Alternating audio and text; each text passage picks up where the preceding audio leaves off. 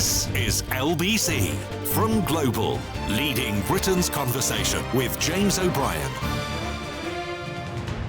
It is 3 minutes after 10 and you are listening to James O'Brien on LBC. I've got two questions for you this morning. One is going to be about quantity and one is going to be about quality, the quality of judgment, if you like. One is going to be about numbers and one is going to be about appropriateness. There are student protests planned today against the actions of the Israeli government and the Israeli army in Gaza.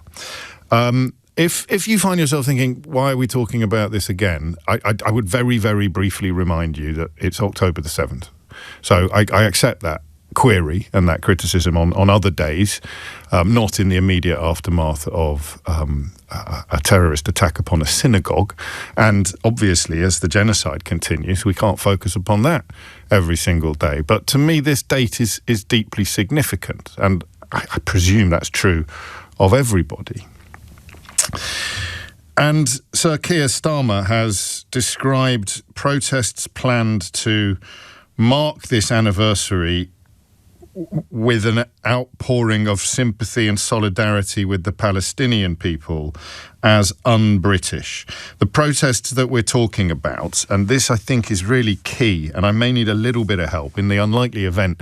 Well, actually, do you know, I've been doing this job so long that I think we've moved now from me being able to say without any fear of criticism or pushback, well, I'd be amazed if any students are up yet, to actually recognising that in the modern world, the students' relationship with their educational institution, given how much debt they're going to come out with at the end of their studies, is very, very, very, very, very different from what it was like. Oh no, here it comes. In my day. It isn't true anymore that everybody is getting stoned in the snooker room and staying in bed until countdown comes on. I don't believe. So hopefully people are listening. I was in Oxford on Saturday night with quite a lot of students in the crowd and some of them were very kind about how much they enjoyed this programme. So I probably have some listeners among the student body of this country, and what they can help us with is what these protests are, because I don't know, and I'm sorry that I don't know, but I don't. More than a dozen protests, I read this morning, will be held at universities to mark the anniversary. So even the word protest seems odd in this context until you remember that they will be events designed to focus upon the aftermath of the October the 7th attack rather than the attack itself. And I'm conscious that this could turn into the phone-in that we had last week about whether or not people should have taken Saturday off from protesting about what's going on in Gaza because of the proximity, the chronological proximity, and of course in Manchester, the geographical proximity to the terror attack on the synagogue. I'm going to read you a couple of early messages coming in, just in case you wonder why I sometimes sound, what would the word be, a little discombobulated by the conversation that I'm conducting with you, because it's extraordinary how unpleasant people can be. This is from Simon already. He's listened to the same introduction to the programme that you've listened to, an outlining of the position that I'm going to take quite a lot of persuading that it wouldn't be wiser just to let today be about remembering the victims of what I described as the biggest mass murder of Jews since the Holocaust. Simon's been in touch to say, you are vile, O'Brien, talking about a genocide on this day. You have no shame at all. So this is, and Simon, I suspect, doesn't realise this, this is part of the problem that we're examining today, because the allegations of vileness or anti-Semitism for mourning, if you like, mass murder, shouldn't change according to who's done it. So you're going to call someone anti-Semitic for criticising the actions of Israel, then I wonder how many young minds respond by going, crikey, am I?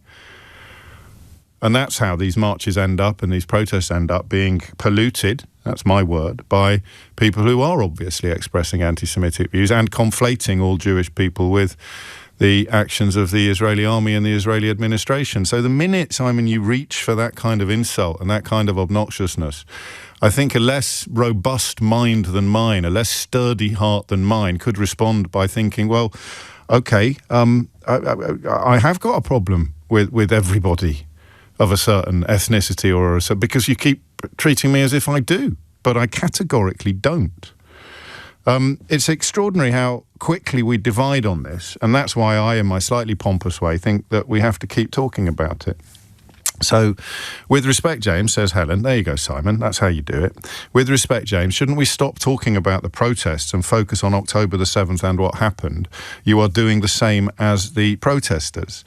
And Mark responds immediately with, morning, James. I say, yes, they shouldn't protest today as long as the Israelis don't bomb Gaza today. And listen, it may not be a valid explanation for Helen, but I'm talking about it partly because this is the position that our Prime Minister has chosen to adopt on this morning. One of the positions that our Prime Minister has chosen to adopt on this morning.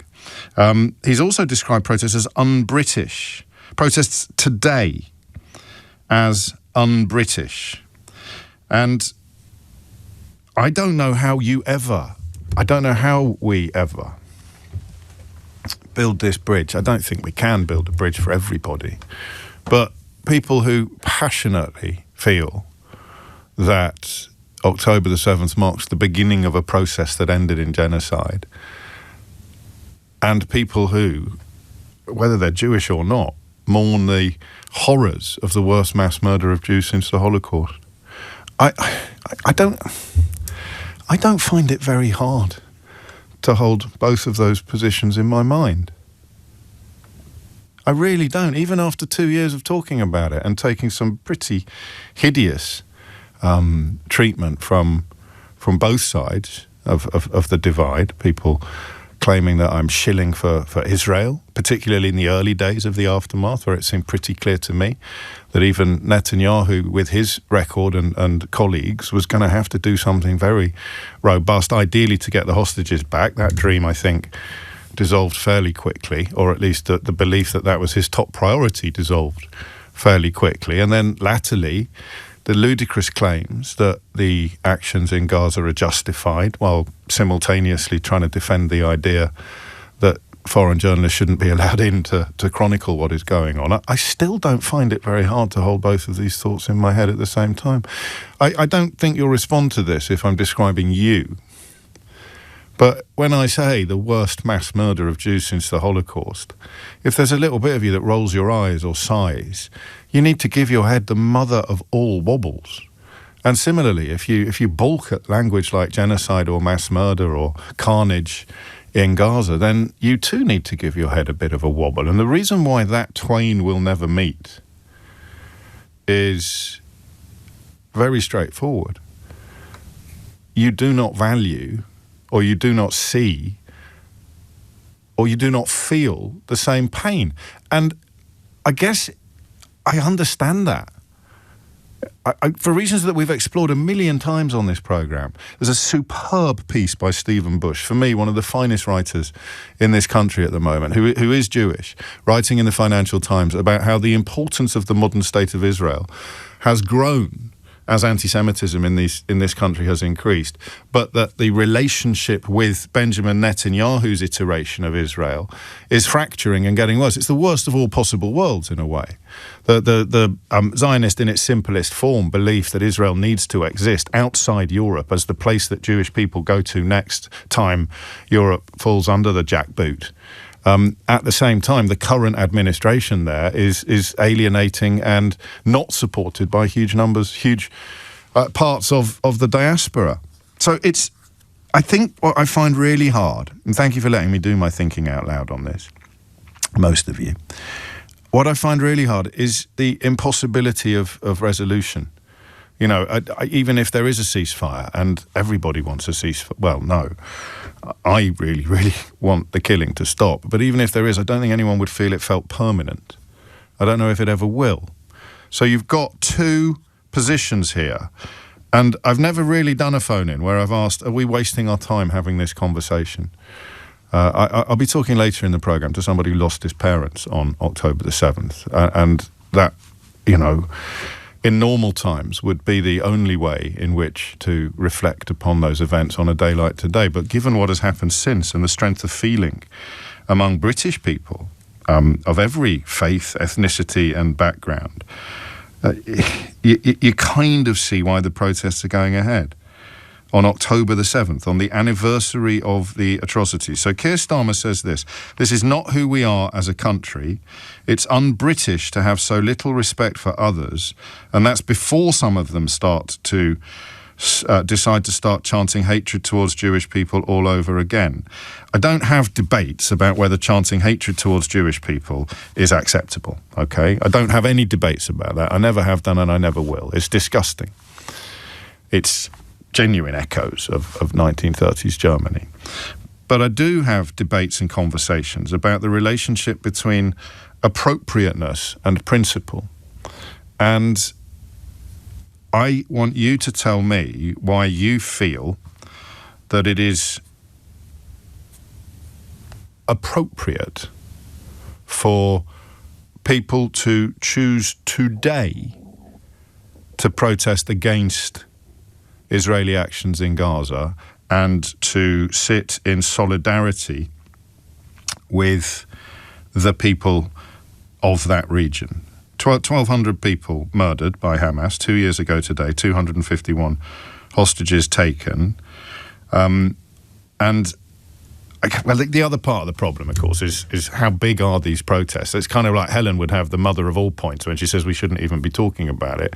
If it was just like half a dozen students turning up with placards, you know, media is a terrible thing sometimes. It's a massive magnifying glass. But I mean, the problem is that if you are criticising the Israeli government, a lot of very loud voices in this country feel that you are not allowed or that you are not sincere or authentic when you also express your horror and your heartbreak at rising levels of anti-Semitism. And I'm loath or a little bit reluctant to say you are clearly a big part of the problem if you're doing that. If you don't allow people to abhor anti-Semitism and abhor what's going on in Gaza, then you are part of the problem. You are not part of the solution. I don't know what the solution is or indeed what it's going to look like, but why would it be wrong, in your view, to focus today solely upon the events of 2 years ago and not on what has happened since? And you can tell. I mean, you may persuade me. You may sway my thoughts. My sensitivities may be shifted. But right now, that phrase, right? Words are my business. And that phrase, the worst mass murder of Jews since the Holocaust, 2 years ago today, means to me that today is about them. And yet I live in a country where people are, I don't know how many, but enough people to draw the Prime Minister's attention and the Prime Minister's focus, are going to choose today to hold events. And look, some of this language is very difficult and very unpleasant. But I'm quoting the Times newspaper, not quite the organ that it used to be, but a lot of the journalists on there, despite the best efforts of their editor, still do a very good job. These phrases are hideous. More than a dozen protests will be held at universities to mark the anniversary. They include events to, quotes, honour our martyrs, end quotes. Well, they're hideous if you think they're talking about Hamas fighters. They're not hideous if you think that they're talking about innocent people who have died since October the 7th, 2023, and celebrate, quotes, 2 years of resistance, end quotes, since Hamas murdered about 1,200 people. And the Prime Minister talks about Britishness, and well, we did this last week. I don't know if we can ever unravel this because it's not actually binary, despite the best efforts of so many people to pretend that it is. If you, right up to and including Benjamin Netanyahu, describe anybody who criticises what has happened in Gaza as anti-Semitic, then what is a young student who is, for good or for ill, animated and heartbroken by what is going on in Gaza supposed to feel in response to that? You're going to call people who criticise what's going on. Well, anyway, that may be a direction in which the conversation goes. But what I want you to tell me is why today we can't just focus on the people murdered by Hamas on October the 7th, 2023. I may be a little strict with the early callers. I know my introduction has gone around the houses a bit, but I may force you or encourage you or insist that you focus on that. Why can't we just remember the victims of the October the 7th terror attack today, because it's October the 7th. And tomorrow we can return to condemning and castigating Benjamin Netanyahu's administration in the strongest of terms. We can weather the ludicrous accusations of anti-Semitism or Jew hatred when we do that, when we say those things about Netanyahu's administration and his far-right supporters. We can do that tomorrow and the next day and the next day. But today, why can't we just remember the people who were murdered on October the 7th, 2023, on October the 7th, 2025. I don't get that. I really don't. Do you? James O'Brien on LBC. 20 minutes after 10 is the time. You're listening to James O'Brien on LBC. So I think I used the phrase un-British yesterday. I used the word un-British, not a word I use very often because I'm never quite sure what it means. But freedoms, I associate Britain with the Enlightenment, probably more Scotland than England if you really want to get into the weeds of it, but Britain and the Enlightenment and the protection of human freedoms and in fact a move away from religious persecution and religious oppression. I think they're not unique to Britain, but I think they're British values. And that's why I thought that Shabana Mahmood's plans to further curtail our right to peaceful protest was profoundly un-British. And yet today, Keir Starmer has chosen to use that word, un-British, to describe the peaceful protests that I was describing the curtailing of as un-British. And Keir Starmer is not a stupid man. He has a point, which is just another dimension of the question that I'm asking you today. And that question is this.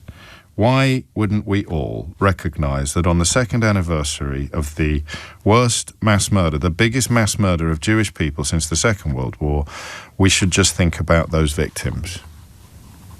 And tomorrow, and tomorrow, and tomorrow, we return to our fearless and often very, very viciously attacked critique of what wiser heads than you or me have now concluded is a genocide in Gaza.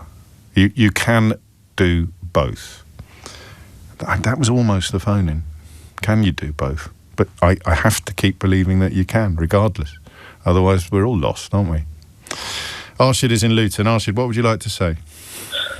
Yeah, so, hi James, how you doing? You all right? Yeah, good, mate. What's on your mind?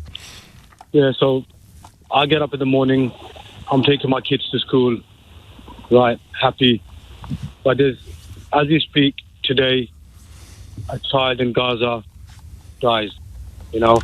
A parent has to get up and take their child to a mortuary, to a graveyard, because Netanyahu is not stopping the bombing. And here we have it, 7th October is still going on. For Gaza, it's been 7th October every day since 7th October, 2 years. So, I mean, the protests should go on. I mean, why shouldn't they? Because of the date. So, like, as we're speaking today, the date is 7th of October, and Netanyahu hasn't stopped bombing Gaza. So why should we stop today? Would you stop today if your child was being bombed, if your child was being killed? If my child was being bombed or my child was being killed, I don't know that I would. I don't know that I'd do anything. I don't know whether I'd protest. I don't know whether I'd have given up entirely on life. But my child is not being bombed or killed, and nor is yours. And on October the 7th, 2023, the families of about 1,200 people did see their loved ones and their children and their parents and their siblings and their friends being killed. And history has always marked those moments with commemoration of those moments, not with, I mean, I don't know what the word is, mate. You've made your point very powerfully and calmly, and I thank you for it, because it's certainly not whataboutery. But the idea that you can't just allow the people mourning that event to have, if you like, the floor today, to have a clear run at their own grief and commemoration, with the constant caveat, Arshid, because this is really important, that yesterday and tomorrow we return to the condemnation and critique of Benjamin Netanyahu's genocide in Gaza. See, some people are going to be furious with me for using that word. I read out a message earlier. And some people are going to be furious with me for suggesting what I'm suggesting in the context of the modern protests. But that's that's my burden to bear. I just don't see why it's so difficult to show some grace, even if you argue that the other people don't show grace, because categorically some do. Look, at the end of the day, there's no difference between my child and your child. No. A child is a child, okay? A child has a right to play, right to go to school, So currently, Netanyahu is committing a genocide on children. 12,000 children had to die. And the funny thing is, our government is so tied up in immigration. Well, we need to put it straight that our government, Keir Starmer, is fully complicit in the genocide, as he's still not stopped. But none of this. I hear you, and we could have this conversation, and we have had it before. Not you and me, but plenty of people on the programme. Does it just sound a bit stupid to you then, for me to say the date is really important? The date is not important. Every but it day is, mate. I understand. Look, dates are important. It happened on this particular day. But if you want to go down there, but every day it's been happening in Gaza for 2 years.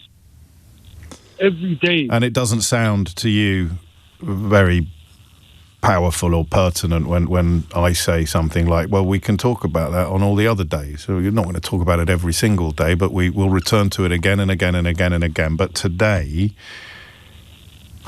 Because, look, every day a life is lost in Gaza. A child is dying in Gaza. Every day. Since October the 7th. I'm really, really sad that on the 7th of October, 1,200 Israelis lost their lives. So we should be, equal to all deaths. We should have the same feeling towards, any human dying, whichever part of the earth they're from, whichever colour they are. Of course. Why should we have one particular day? Because because the event happened. Although I think your arguments might reach many people's ears as stronger than mine if we just focused on the intellectual points that you're making without any appeals to emotion in particular. And I wonder,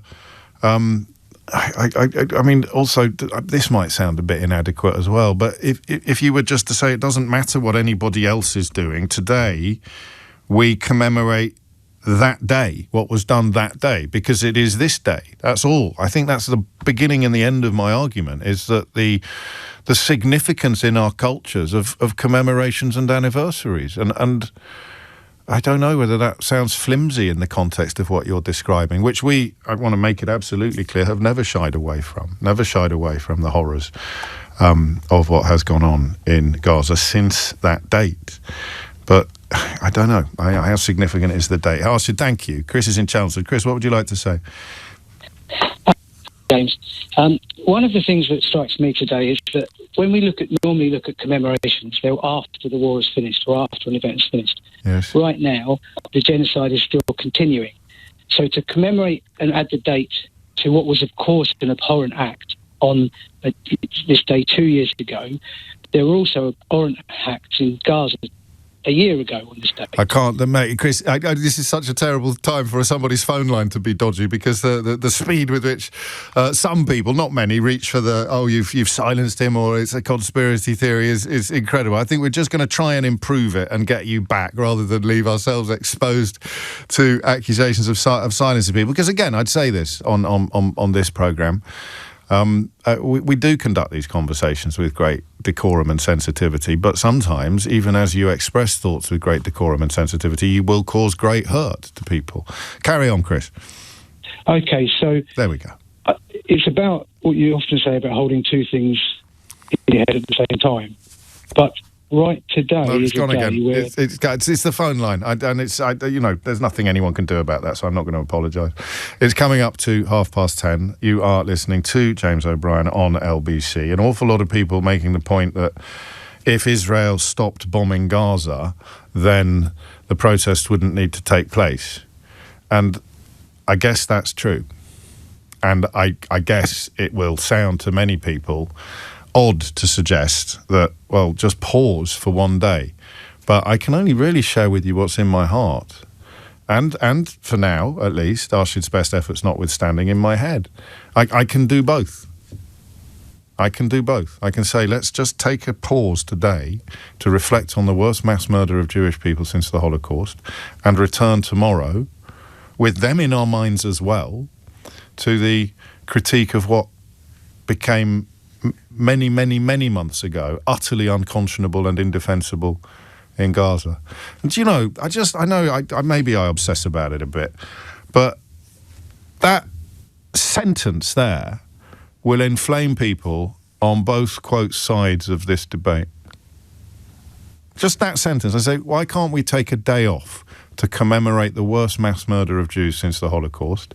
And some people will be furious at the very suggestion because of what continues to happen in Gaza. And in the same sentence, just a comma there, not even a full stop, I say, and tomorrow we return to our critique of the unconscionable carnage in Gaza, at which point a bunch of other people start screaming at their radios at the choice of language or the description of the genocide. In one sentence, you can alienate the most passionately involved people in this entire conversation. And I just did. That's just something to reflect on. Because if you are ever going to achieve resolution, peace, fellow feeling, I think you're going to have to start by saying things that everybody passionately invested in this horror show objects to. And then you start chipping away at the objections. And it seems to me a good place to start, even if you don't feel that your opponents are.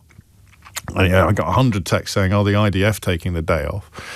100 people saying that. But if you don't start by recognising moments, then you never stop.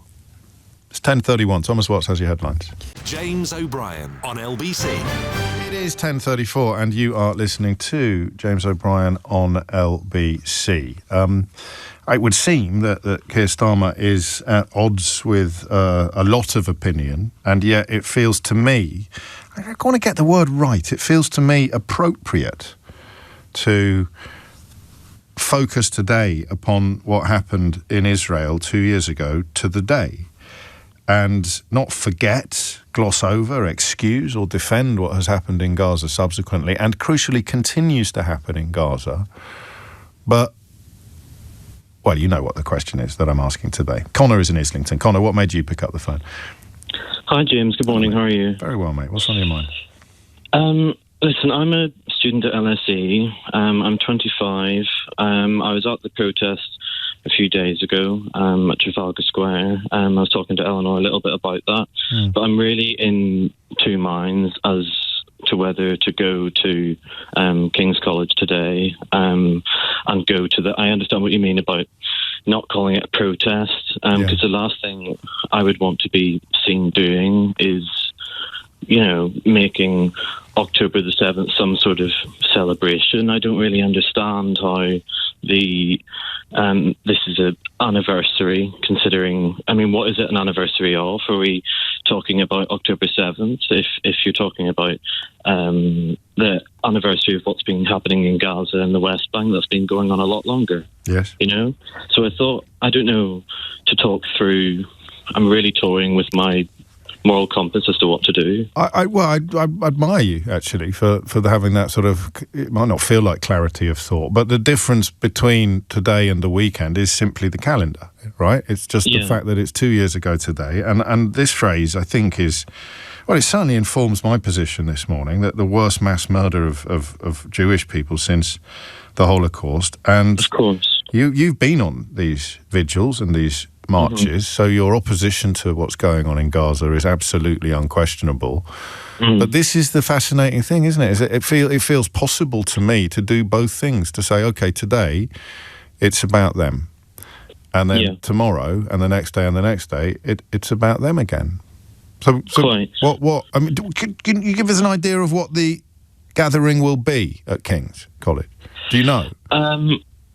I'm not 100% sure. It's not being organised. It's a network of universities organising it. Some people might say it's Defend Our Juries, but that's unconfirmed. Okay. So I'm not exactly sure what the numbers are going to be. But just, if I may, on the holding two things true at once, I mean, I think, in my opinion, it's okay to hold October the 7th for Jewish people and Israelis as a disgusting massacre, as it was, but also to go out today and to protest the continuing onslaught of Gazans. And of course, the date is so important. It's the date that's making me question whether to go out or not.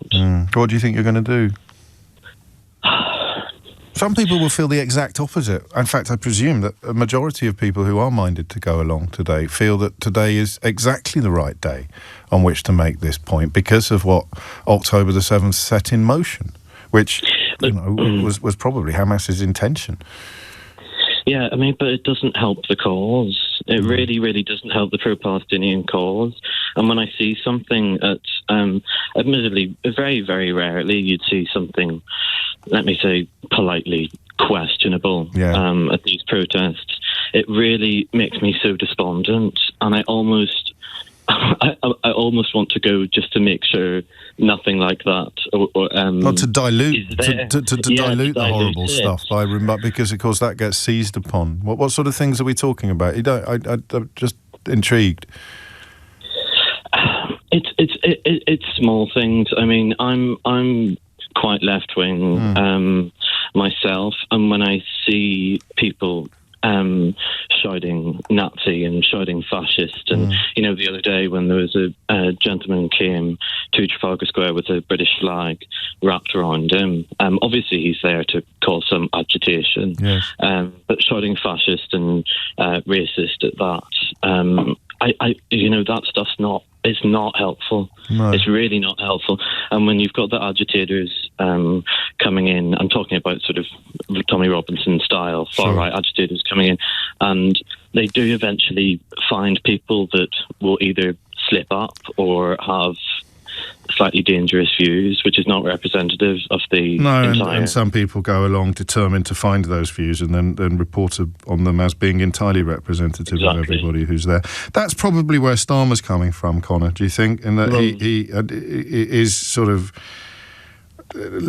allowing or maybe has no control over the volume of the voices engaging in the behaviour you describe, informing his attitude now to everybody, because he does jump immediately from that protest being un-British into people calling, in his own words, for the murder of Jewish people they have never even met, which I presume the people you sit or stand alongside would never in a million years go down a road like that. No. Of course not. I mean, I think Starmer's words today, the call for the protest not to go ahead, I understand, but the call itself and the anti-British slogan isn't really, it doesn't really carry very much weight, considering its failure to be properly understood and applied when the Home Secretary used it for it doesn't really work. It doesn't really work. And well, the best thing you can say about it is that people like you are being told to stay at home today because of people not like you doing and saying things that almost everybody would agree are unacceptable or at the very least profoundly unpleasant. This is, as some have exercised their freedom to protest against the Israeli government's actions in Gaza, others have used this as a despicable excuse to attack British Jews for something over which they have absolutely no responsibility. So, but I have no skin in the game, so it's easy for me to say, don't let the actions of the latter category inform or influence the treatment or the freedoms of the former category. But if I was Jewish, I honestly think I would find it very, very difficult to separate you from the people calling for me to be hurt. And that's partly why, today of all days, I find myself thinking, but then you've got the problem of, flipping heck, Connor, I can see why you're so conflicted, because you're now thinking, if I don't go, I leave the floor free for the people who are more likely to engage in the kind of conduct that Keir Starmer is describing. Exactly.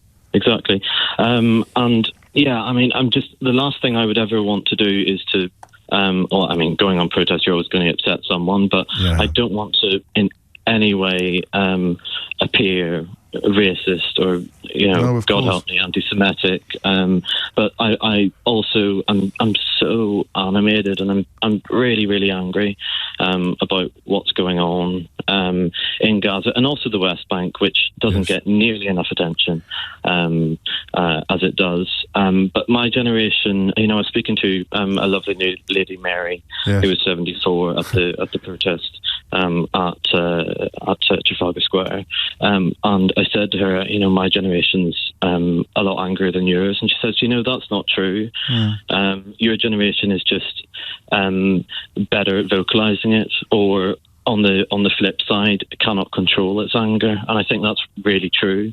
Maybe. I don't. Yeah, I mean, the polling is completely at odds with the picture painted by most of the traditional or mainstream media. I think your generation has a slight head start on Mary's on much of the polling that I've seen. But thank you. And are you any clearer now on what you're going to do later today than you were when you came on the show?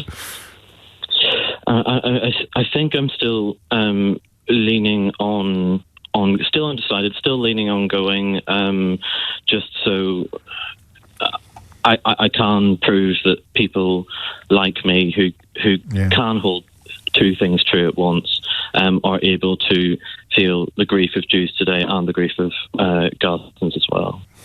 Beautifully put, Connor. Thank you, actually. It's coming up to 11:15. You're listening to James O'Brien on LBC. I don't think there's any confusion, but I've got one text that suggests there is. These events today are not happening coincidentally on October the 7th. They are, deliberately and specifically designed to unfold on this date because of the significance of this date. Whether it is,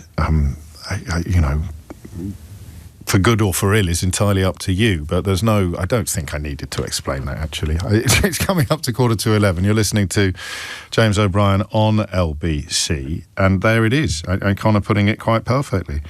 Why not today? 0345 6060 973. James O'Brien on LBC. 48 is the time. You're listening to James O'Brien on LBC. I think you've probably seen Honest Bob Jenrick's latest intervention in public discourse. I don't know how relevant it is, but I'm keen to know about where he lives. I know in Herefordshire, where his home is and his constituency, the percentage of the population of Herefordshire that is black is 0.3%. And yet he has chosen to complain about not seeing many or any white faces when he found himself in Handsworth. I may do a phone-in on whether that's relevant or not.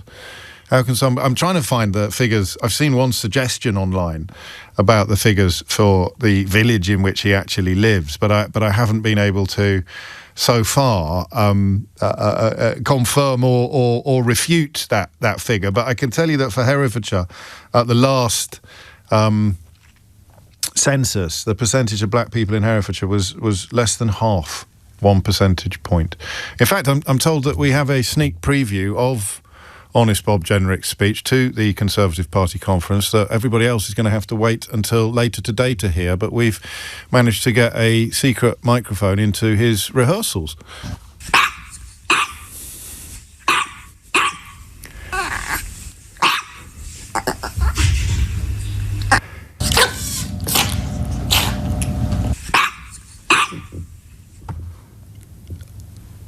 Honest Bob Jenrick there, rehearsing his speech due to be delivered later in Manchester today. Let's get back to events that may happen here later today in London and elsewhere. Speak of protests, if that's the right word, held at various universities to mark the anniversary of October the 7th by focusing upon what Israel did in Gaza afterwards. Geoffrey in Barnet has helped me out in the past on questions like this and is no doubt poised to do so again. So I'll just remind people listening, Geoffrey, that you are a rabbi.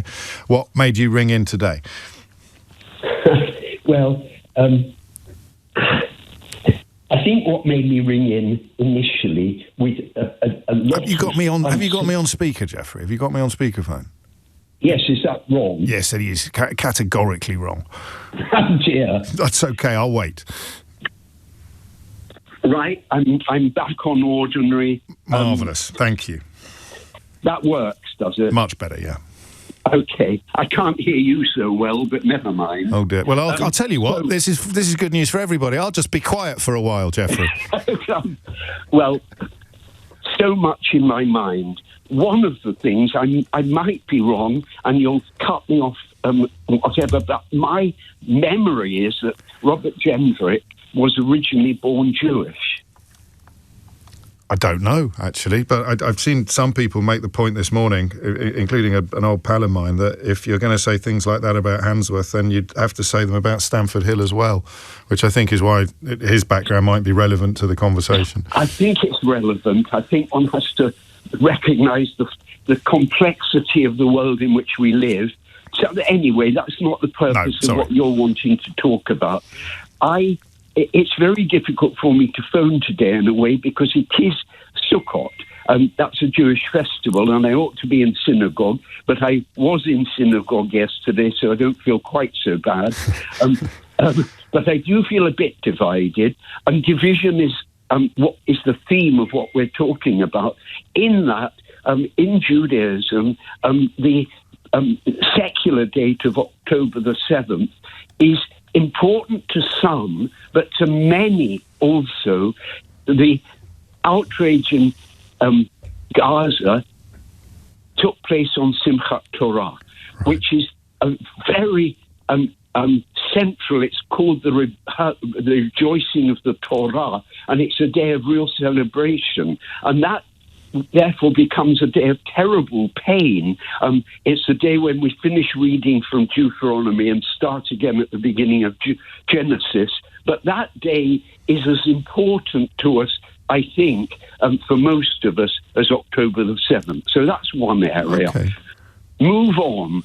The second thing is that on Sunday, I was at a demonstration of a group called Standing Together, of Israelis and Palestinians and Jews and Muslims together at King's Cross, and there were about 200 people. Right. There's another one on this coming Thursday at Castle Haven in Camden Community Centre. I don't know how many people will be there. It's arranged by a group called Na'amod. And again, it's to recognise that we really need to hold and to work together, which is not a denial in any way of the horrific, terrible bombings and shootings and drones and everything that the people in Gaza have been through, nor is it a denial of the outrages of October the 7th or Simchat Torah, or however you want to put it. So the Simchat Torah doesn't fall on the same calendar day every year, have I understood that correctly? Yeah. Okay. Yeah. So the significance is nuanced then. But yes. But nonetheless, for those who see the number first, perhaps, and the festival second, if I can put it that way, what do you make of the suggestion from our own Prime Minister, Jeffrey, that people shouldn't actually do anything to move focus and attention to the ongoing events in Gaza? They should stand silent. Yes. They should light a candle, and they should hold in their hearts all those who have been killed, all of those who've been injured, adults, elderly, children, whoever, from whatever tribe they come from, whatever name they're classified under.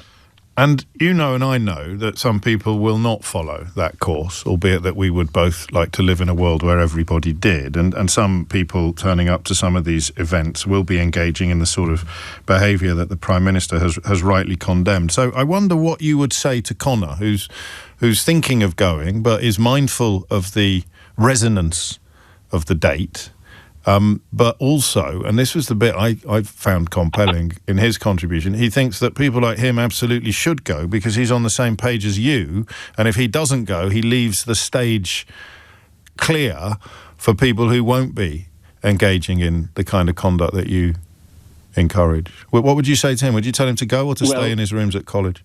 I say that I went to a meeting yesterday about the bombing in the Manchester Civic Centre. It was held in the Brent Civic Centre. It was extremely, it seemed to me, proper in every way. Everyone who spoke, apart from a particular rabbi who I felt made a rant, and I found myself having to walk out because he turned what was a solemn opportunity of prayer and dignity into a political speech. So Connor may leave feeling more torn apart than he goes. Gosh. Thank you. I'm sorry. What a poignant picture you paint. And there is, of course, a lot of it about... We can't get numbers on it, can we? We'll never know how many people can simultaneously recognise the things that you've just described. And the voices of the man like you, or the woman, the voices of the rabbi that you just described are often the loudest voices, louder than yours or mine. Yeah. They're good with rhetoric. There's a lot of that about as well. Jeffrey, take care. Thank you for that. And don't beat yourself up for not going to synagogue. It's, if you'd allow me to say that as a lifelong receptacle of Catholic guilt when it comes to attending religious ceremonies and festivals. 10:57 is the time. Adam's in Oxford. Adam, what would you like to say? Oh, hi there, James. I think that... I love that guy. Don't you love that guy, Adam? Jeffrey? Isn't he just wonderful? Sorry, I digress. Carry on. No. I guess from my side of things, I guess there's two sides to this conversation, as there always is, which is, should people protest? Well, we live in a country where you have the right to protest, and where, sometimes expressing that right is done at a time that can be inconvenient to other people, and half the time that's the point. The way that you generate and keep momentum and conversations happening is by creating discomfort for people. Just stop oil, they will disrupt M25, they will do all those things. But I guess the other side of it is, it comes down to a point of decency, morality, and I'm not getting into what I think is sort of morally correct or incorrect, but if Keir Starmer's talking about Britishness, I think that it's dangerous. It's a dangerous road to go down, I think. It is, and I think the challenge there is, what is these are people who are turning around and saying that they are opposed to the slaughter of civilians.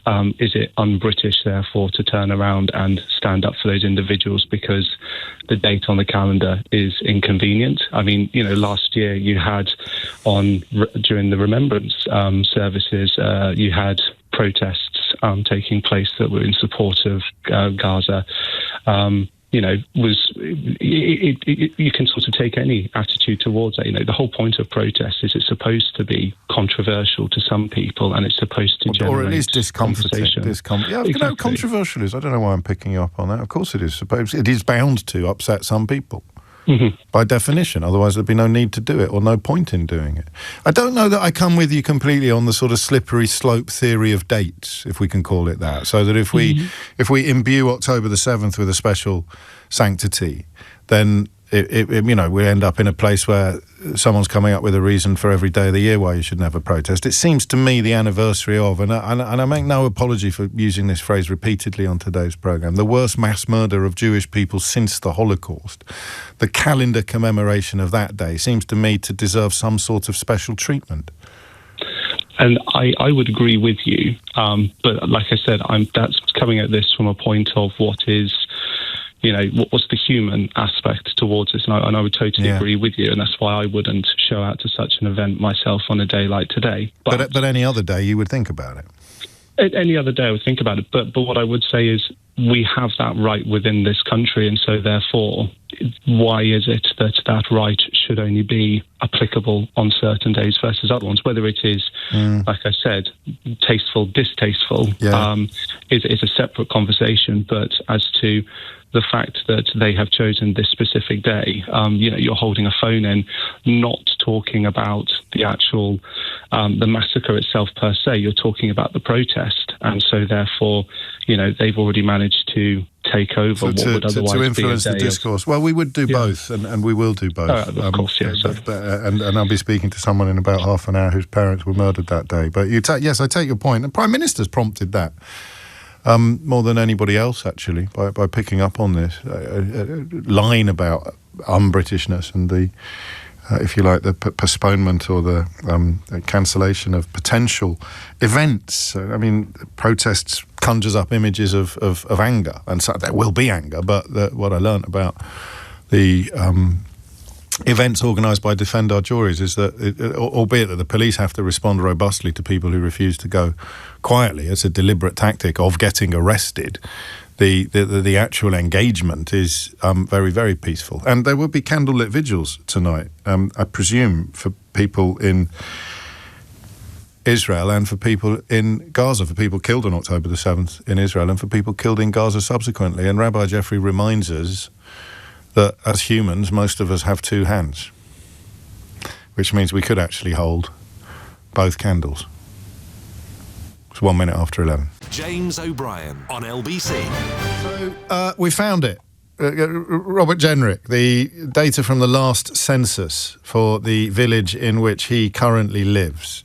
If I were to tell you that there were only 166 residents in that part of town, or that part of the country, how many of them do you think were white at the time of the last census? So out of 166 residents in his home village in Herefordshire, what percentage of the population do you think were white at the time of the last census? So 6 minutes after 11 is the time. I ask you that question because he doesn't like going to Handsworth and seeing lots of black faces. What are we going to play out? The interview with Sky News, where he sort of had a pop at a black journalist for asking him the question that obviously would occur to anybody sensible when they learn that a senior Conservative politician has complained about the colour of the skin on the faces that he saw when he found himself wandering around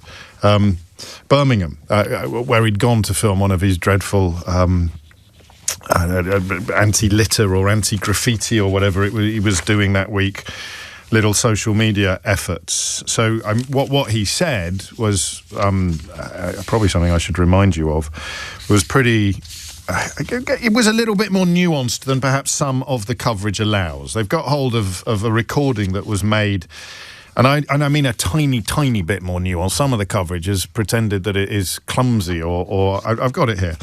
The Shadow Justice Secretary said he didn't see another white face when he visited Handsworth in Birmingham and added, "That's not the kind of country I want to live in." Now, if we leave it there, it lands very differently from how it lands when we add in I want to live in a country where people are properly integrated. It's not about the colour of your skin or your faith. Of course it isn't. But I want people to be living alongside each other, not parallel lives. That's not the right way we want to live as a country. That's at the same dinner. That's not part of his subsequent attempts to justify what he said. It's not a retrospective backtracking. It puts a slightly different complexion, if you'd pardon the pun, on the rather bold and bald statement. I didn't see another white face. That's not the kind of country that I want to live in. But the thing about white privilege, which was not something I understood or even knew to be a phrase until relatively recently, and for that, for good or for ill, is that you don't know what the world looks like through other people's eyes. So for a white man to complain about there being effectively too many black faces in Birmingham, when he lives in a village where out of 166 residents at the time of the last census, 165, I kid you not, were white, just needs to be a little bit further examined, doesn't it? If you really believe in integration and you really want people to be living alongside each other in harmony, how did you end up living in a place where 165 out of 166 of your neighbours are the same colour as you? I wonder. What coincidence. Also, you only have to go back to 1964, which I grant you is quite a long time ago. It's more years than I've been alive, to find a predecessor of Robert Jenrick, another Conservative politician, telling voters in Smethwick, which is another suburb of Birmingham, that if they wanted a N-word for a neighbour, they should vote Labour. So a lot of families would have made the decision about where they wanted to live in the aftermath of those comments and in the climate created, or the climate being reflected by the then Conservative MP. He won the by-election, by the way, after putting up posters saying, vote Labour if you want a N-word for a neighbour. And if you were growing up in that climate, if perhaps you'd come over as part of Windrush to help rebuild this country after the Second World War and found yourself enduring that sort of Enoch Powell type of rhetoric, where would you choose to live? I wonder. Where would you choose to live? Next door to the people who voted Conservative because they didn't want a black neighbour? Or next door to people who looked a little bit more like you? But that was 1964. It would be nice to think that things had changed. But sadly, as we've been discovering in recent weeks, they haven't really. They just got dialed down, I think, and correctly categorised as racist. But we now live in a country where describing and condemning racism is a more controversial act than being racist. It was Gary Neville's turn to discover that yesterday, of course. And then Robert Jenrick turned up for an interview on Sky News with the journalist Kamali Melbourne, who is, and I think it's pertinent, who is black. So he has the sort of face that Robert Jenrick was very cross or very sad to see dominating the population when he found himself wandering around Handsworth. This, of course, a man who lives in a part of Herefordshire where 165 out of 166 of his neighbours are all white. And I think, understandably, Kamali Melbourne picked him up on it. I do wonder what integrated means for you now. I wonder how you can judge that a person is integrated by the colour of their skin, being there for 90 minutes. Well, look, I was very clear that it's not about the colour of your skin or the faith. You didn't see any white faces, and that's what made you feel like it wasn't integrated. The point that I was making is we want all people to be living side by side. We can't have particular communities in this country where there's a heavy preponderance of one group or another. We want people to be living in mixed communities, don't we? I mean, I don't know about you, but that's what I want to 100%. See in this country. That's the kind of country I want my kids to be growing up in. Robert Jenrick, you know, there's huge strengths in that, but we mustn't have we don't have loads of time. growing some more points. communities where people are living essentially ghettoised lives. Okay. That is a bad place for our country to be in. It is. And Robert Jenrick, you know that kind of language, I mean, you said you're putting your head above the parapet, but you'll know that kind of language does give support for groups on the far right that don't want to see brown and black people living in this country. Not. You know that, don't you? I tell you, I think that's an absolutely disgraceful and ridiculous comment. I tell you what gives rise to extremist views. With all due respect, it's journalists like yourself trying to shut down. What did I do wrong? Legitimate I'm not shutting you down, Rob, but we've been talking debate. about it for at least 5 minutes. It is because what you are implying is that you can't say comments like that. And if we live in a country where politicians or members of the public cannot debate whether there is due integration or not, then that does give fuel for extremists. That does give rise to the far right. So you must not take fair and reasonable comments and try and use them to shut down a debate that this country needs to have. We have been having this debate off and on for decades, and every time people try and raise these issues in a fair and reasonable way, with all due respect, journalists like you pop up and try and knock those people down. And that is the reason why we don't live in an integrated country. It's not my opinion necessarily, is the reason I mean, why, Robert, because it's also the reason why the mayor terrorist attacks of the West Midlands said, Andy because Street, people are not wrong. stepping up and taking the action that's needed. Andy Street said that you were wrong as well, but we can move on from that. I'm not sure I would have done. But then again, that's probably why I've never had Robert Jenrick sitting opposite me in this studio. Is he the one? Didn't he mention me on...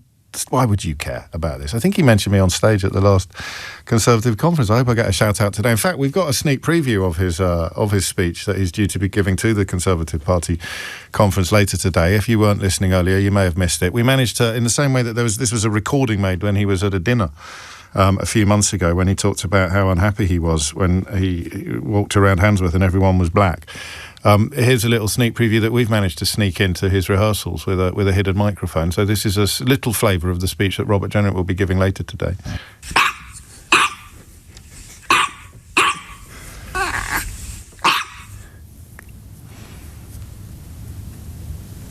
Because you're a human, you can't hear the whistle. I'm also learning that Kemi Badenoch has described there being a big buzz in Birmingham, so I've charged my top operators. I hear that we have actually got some proof that there is a buzz. Kemi Badenoch says there's a buzz at the Conservative Party conference.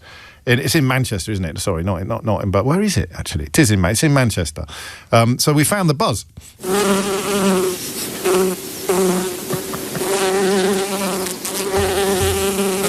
That's the buzz that the leader of the Conservative Party, Kemi Badenoch, was describing, having encountered at the Conservative Party conference in Manchester earlier today.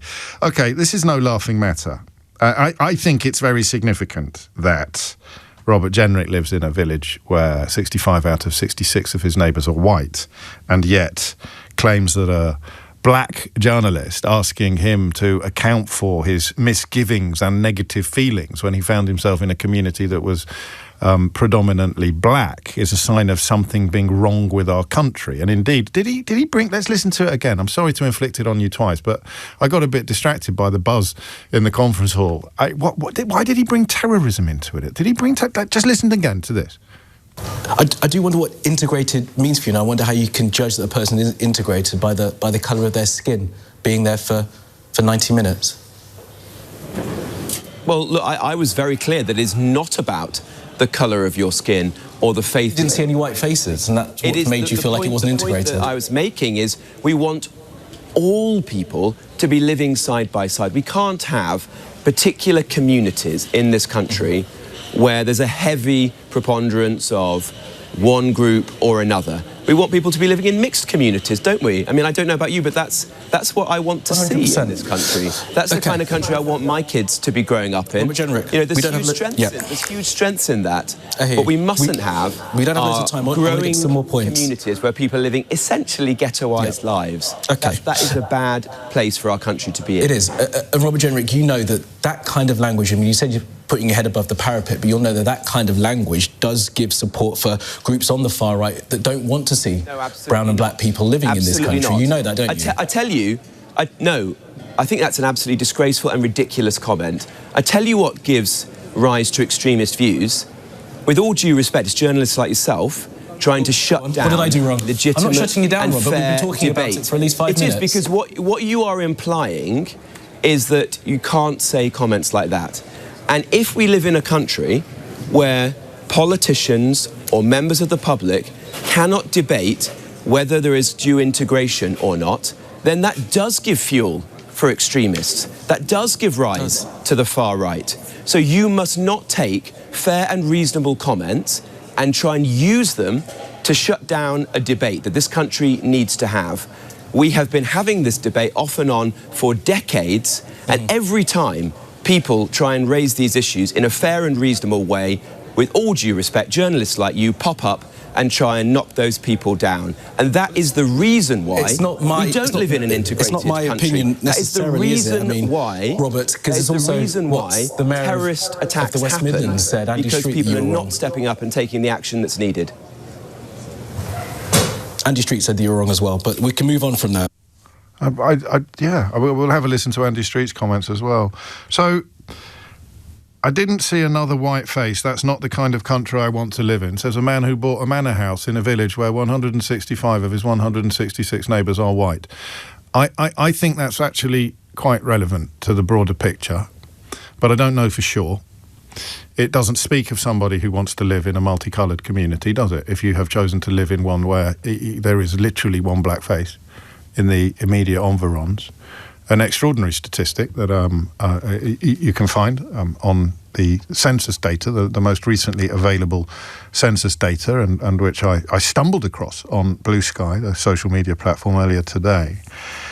A former colleague of mine writes, I don't think Robert Jenrick realises that the people clapping along to him when he talks about Handsworth would clap along if he said the same thing about Stamford Hill. Which is a predominantly Jewish community. I'd hope that would give him pause for thought. I agree with that. and yet and also the very ugly nature of his exchange with that journalist of colour, accusing him of somehow fomenting the kind of behaviour that leads to terrorism. Look, honest Bob Jenrick is not the sharpest knife in the drawer, but that is an intervention of such extraordinary stupidity that I'm almost thinking there must be more to it than I've currently been able to calculate. On what possible planet does asking somebody why they're discomforted by the colour of people's skin in a town they neither inhabit nor visit very often, or a part of a town that they neither inhabit nor visit very often, what on earth links journalists asking him to clarify his thoughts with incitement to actual terrorism? I mean, truly, we are in absolutely bonkers times. And bonkers isn't actually the right word to use, because they're ugly, they're horrible, and they're frightening. And some of us will go to our graves pushing against these waves, and some people will surf them. Some people would surf them. 0345 6060 973 is the number you need to tell me what you think Robert Jenrick was saying. What was he saying? What did you hear between the lines that contain the words, "I went to Handsworth and I didn't see another white face. That's not the kind of country I want to live in." Brackets, "I bought a manor house in a village where 165 of my 166 neighbours are white." James O'Brien on LBC. 2 minutes after 11, and I'm going to play out that little clip of Andy Street, the former mayor of Birmingham. And I've also got some extraordinary new developments on this story. A James O'Brien LBC exclusive. Actually, it's another colleague of mine called James who spotted it. But do you know why honest Bob Jenrick was in Handsworth? He was in Handsworth to do Vox Pops on litter. And the results of that visit were broadcast on, I mean, a kind of television station. So what would you expect that report from a place where he didn't see any white faces to look like? So Robert Jenrick goes to Handsworth. Sounds like the beginning of the worst children's story ever, doesn't it? Or the worst nursery rhyme in history. Honest Bob goes to Handsworth, doesn't see another white face, complains about it to a friendly crowd at a Conservative Party event later that evening. And he made a video on that visit to Handsworth when he didn't see any other white faces. Wouldn't it be interesting to watch that video, even if it meant putting a penny in the slot for a sort of comedy television station? What would be the most embarrassing thing that video could contain for honest... But I mean, were he embarrassable? Were the bloke complaining about there not being any white faces in Handsworth while living in a village where there are 165 white people and one black person? Not just living there, he bought the bloody manor house. What would be the most embarrassing thing that could emerge in that video that he was making on a trip in which he complained about not seeing any white faces? Can you think what it might be? I think you're going to beat me to it, aren't you? Let's get the phone in up and running. What did you hear in Robert Jenrick's words? And can somebody claim that they are in favour of integration, but only where other people live? Jack's in Handsworth. Jack, what made you pick up the phone? Hi, James. Long time call. I'm actually your age. I love hearing what you say. Thank you. I've grown up in Handsworth, and sort of I'm, as I said, 50 odd years old. I still live a mile away, and I'm sort of beside myself with anger with what he's trying to do and trying to use Handsworth as a scapegoat to try and sort of dog whistle to try and eat Reform's dinner.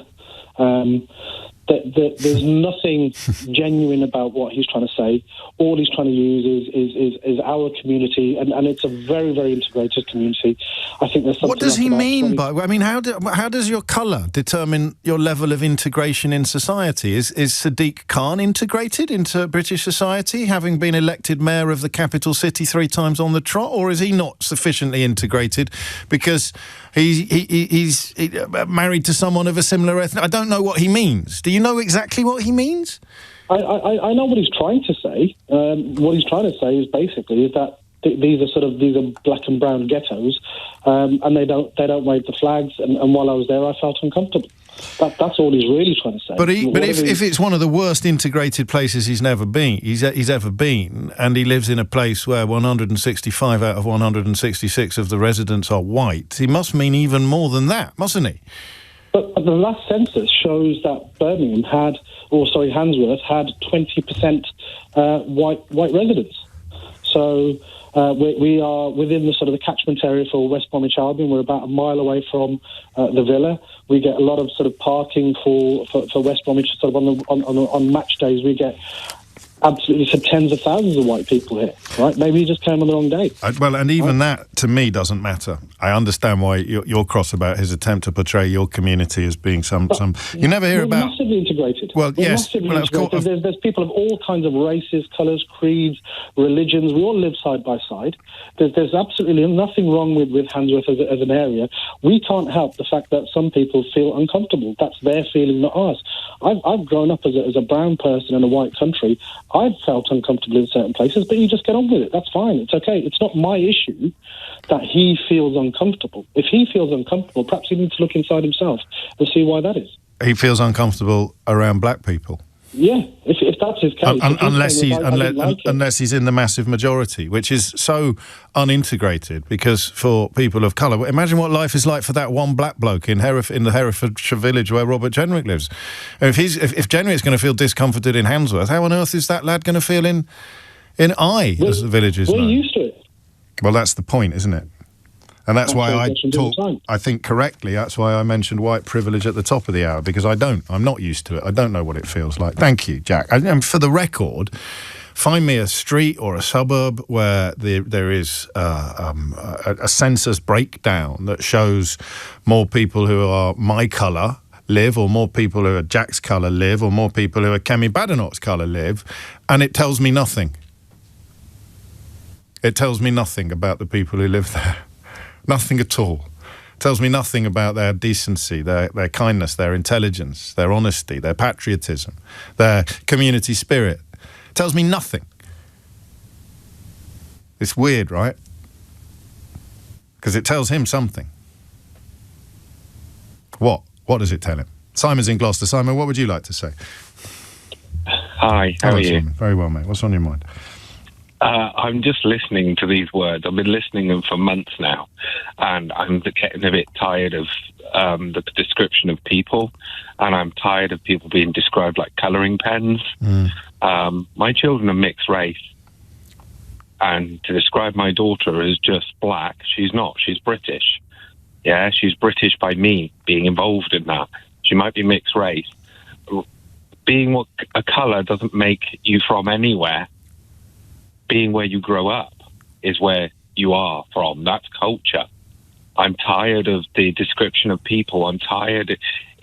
Does my daughter, if somebody in power starts describing people by colours, we are creating more of a problem than we're solving, because we're not encouraging integration. Everything that's said at the moment is about race, is about this, is about that, because we believe we can win more votes by describing people. I've never known this country to be more racist than it is now. Never.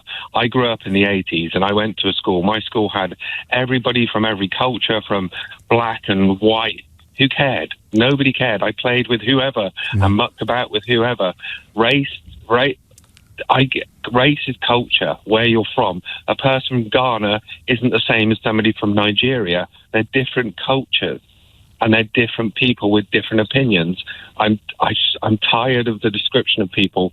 Race is a concept that is created by government. It is a concept that's created the colour of your skin makes no difference. One has more vitamin D and one has less.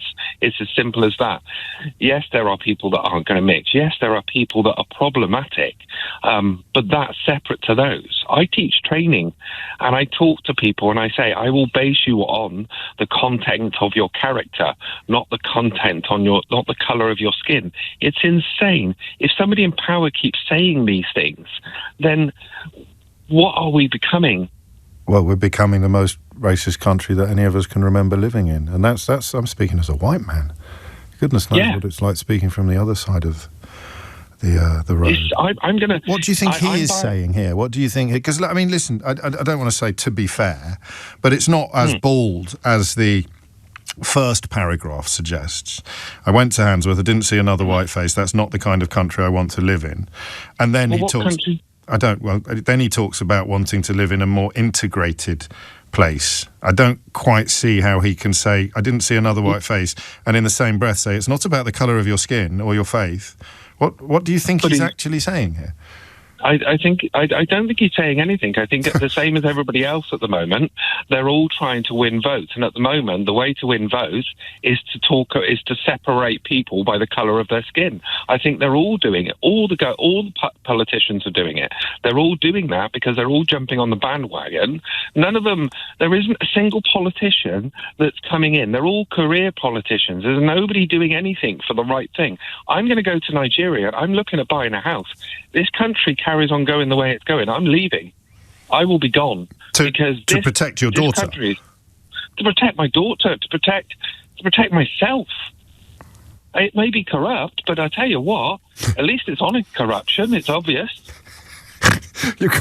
Okay. I mean, you could say that. I mean, honestly, I'm on tenterhooks with every phone in that we have at the moment. And of course, there'll be plenty of Nigerian people who are unhappy with the way that you've characterised their country, but you're talking about administrations rather than individuals. I have Nigerian family as well, actually. It's sort of not a country I've ever been able to visit because of the situation there militarily when we were of an age that we were visiting each other's families. But I hear you. I hate these calls. I'm getting more and more of them, Simon. I hate them, and it's worthless, me saying that. It's pointless, meaningless. I just want you to know I hate them. I hate what you're going through. I hate what you're feeling. I hate what they are doing.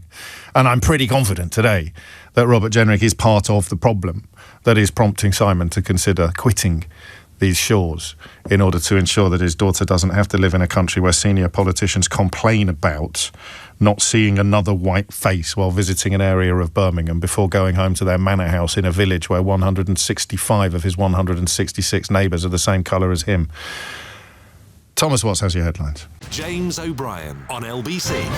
36 minutes after 11. It's a very poignant day for obvious reasons, particularly for my next guest. But we just had a moment in the studio of frankly quite absurd coincidence because I'm joined today by a man whose brother was in the studio with us this time last year. It is October the 7th.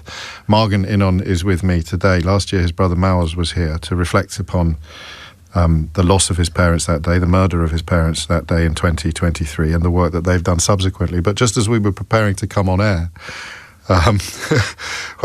Magen looked up and saw his brother on Sky News. It's extraordinary. What a moment. I just thought people might enjoy that sort of serendipity. But you're here for anything but happy reasons. You lost both your parents on October the 7th in 2023. They were working on a small holding, their small holding, their home in Israel when the house was hit by a close-range missile. We're not sure about the details. I'm not sure you want to go into that, but I don't need to at all. I don't need to. Yeah, basically, the village where they lived was attacked by Hamas terrorists, and 20 members of the community were murdered that day. When did you find out, and how did you find out? So I've been living in London for the last 10 years. I woke up, there's a 2 hours gap between the UK and Israel. It was a Saturday morning, and woke up early. I have young kids, and they wake me up at 5 or 6 a.m. And when they woke me up, I looked at the WhatsApp, and the family WhatsApp was, there were a lot of messages there, and including my brother sending a message to my parents if they're okay, that they can hear some stuff on the news. And then my dad sent a message saying that they can hear some gunshots and artillery fire, and they've locked the house and they're in their safe room. And that was sadly the last message we ever got from them. I'm so sorry. What is remarkable, to me at least, about you and your family, is your siblings, is that in that loss, after that loss of Bilha and Yakovi, your mother and father, you determined that the best way to honour their memory was to reflect that the way that they had raised you, and you said in an interview last year that they raised you in a house that was always open to everyone. It didn't matter their group identity, their religion, their mother tongue. It was natural for us. And you worried in the immediate aftermath of that terror attack that some people were, and I quote you again, trying to hijack our pain in order to call for revenge and call for continuous violence. How have you... Yeah, I'm so sad I was right. Well, I was wondering how to phrase that question, actually, precisely that question, Magen, because I was going to say, how does it feel to have been proved right in such a It feels terrible. You know what? I don't care about being on the right side of history. I care about changing the course of it. And I think this is how me and my siblings have reacted to our personal tragedy. We try to do everything we can so other people on both sides of the border don't suffer the same fate. And you work with people who've lost family members in attacks on Gaza subsequently as well. Why do you think we do our best, but the discourse is not... it's dominated by people who perhaps are closer to the category you described last year as wanting to use your pain in order to call for continuous violence. Why do you think you and your brother and others find it harder than some to get into the conversation, to get into the discussions? Some of it is on you, the media. Yes. I think, sending a message of peace and reconciliation and recognizing each other's pain might not gain as many listeners as arguments and debates where everybody's trying to win, find a... Well, my favourite caller today, and the one that got the biggest response was a rabbi, Jeffrey, who would be absolutely on the same page as you with this. So they're probably wrong sometimes in the media to think that the heat is going to be the most popular way of... I completely agree, but I think with the rise of social media and what is happening there, and I think other media following suit sometimes, not always, and politicians realizing that this is where their voters are getting their information from. So I think that's one aspect. Give us an idea of the kind of work that you're doing, the kind of activism that you're engaged in. So the last 2 years I've been involved with a few organizations. One, it's called Yachad, which is a British Jewish organization that's trying to promote diplomatic solution to the conflict, mainly within the Jewish community, so raising a voice in the Jewish community to promote that. I've been working with an organization called Solutions Not Sides that brings an Israeli and a Palestinian peacemaker into high schools here. And we tried to find an organization that would help us set up something on university campuses. And because we couldn't find an organization, we started... A bridge. You couldn't find a bridge. We couldn't find something like an infrastructure. Yeah. So we started doing it ourselves. And this is... we have quite a busy plan for this year. What have you called that organization? So sometimes some of it we've done with Together, the Together Coalition. Brendan Cox became a friend and a mentor. But some of it we don't have a name yet. We're open to. But the title don't say that. People will start texting me. Yeah, but the title we're giving our work there is that peace is possible.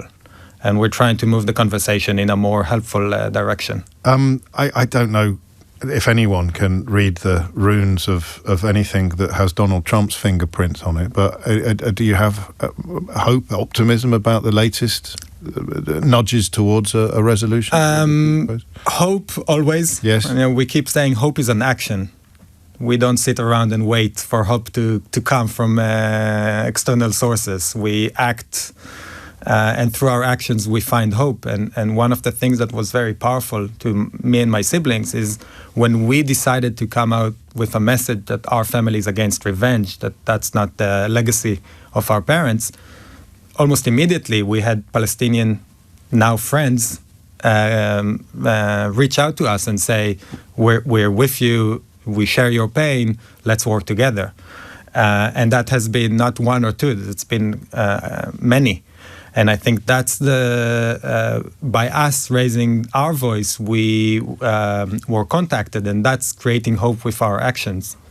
What did they do, your mum and dad? What was it about the way that they raised you that meant all four of you? How much time do you have? Well, I mean, it is limited, but I'm happy to be late for the next break.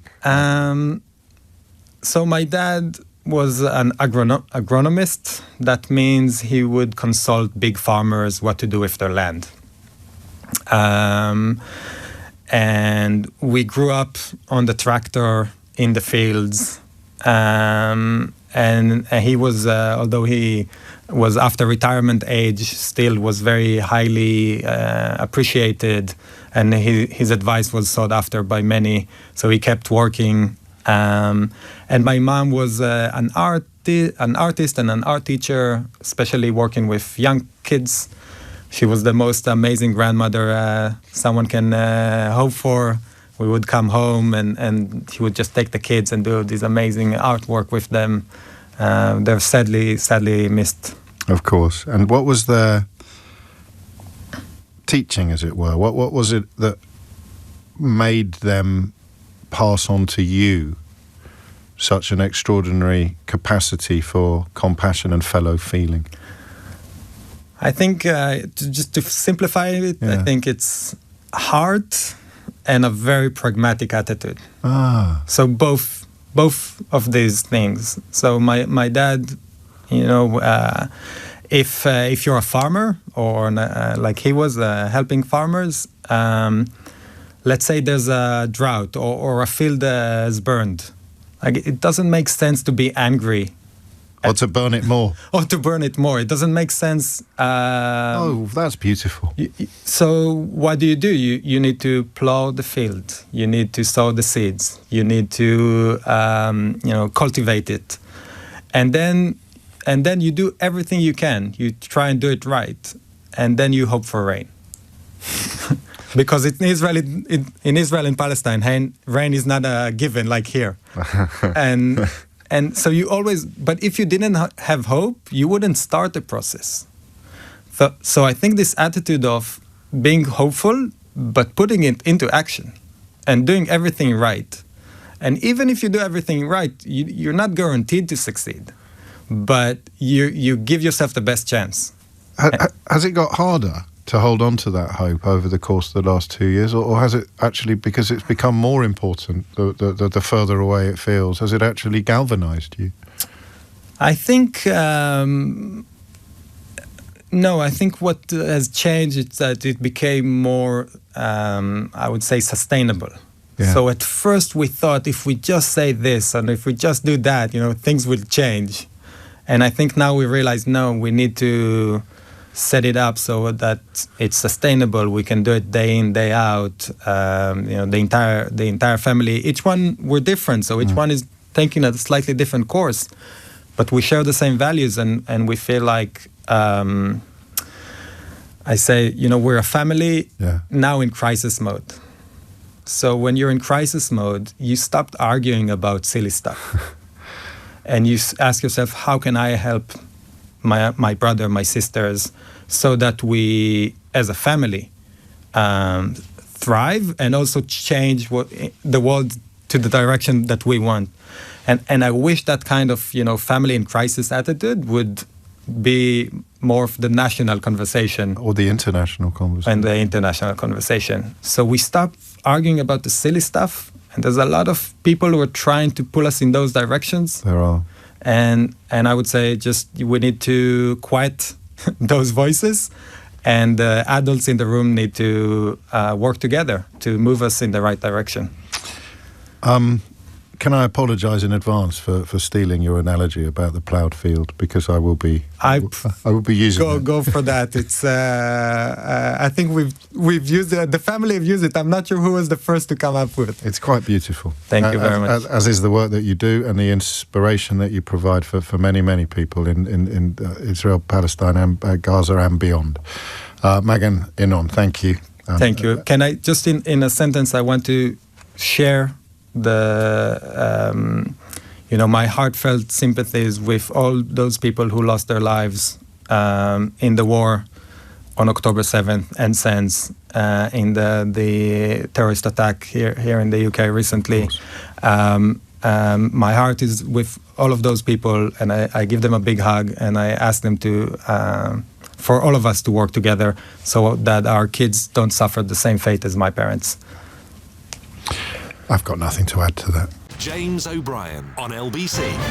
11:52 is the time. What an extraordinary chap and an extraordinary family. And I think you'd agree that just the voice we wanted to hear on a day like today. And I will be sharing more of the work that Magen and his family do, and his colleagues, including, of course, Palestinian colleagues working with him on precisely the sort of projects that he described to you.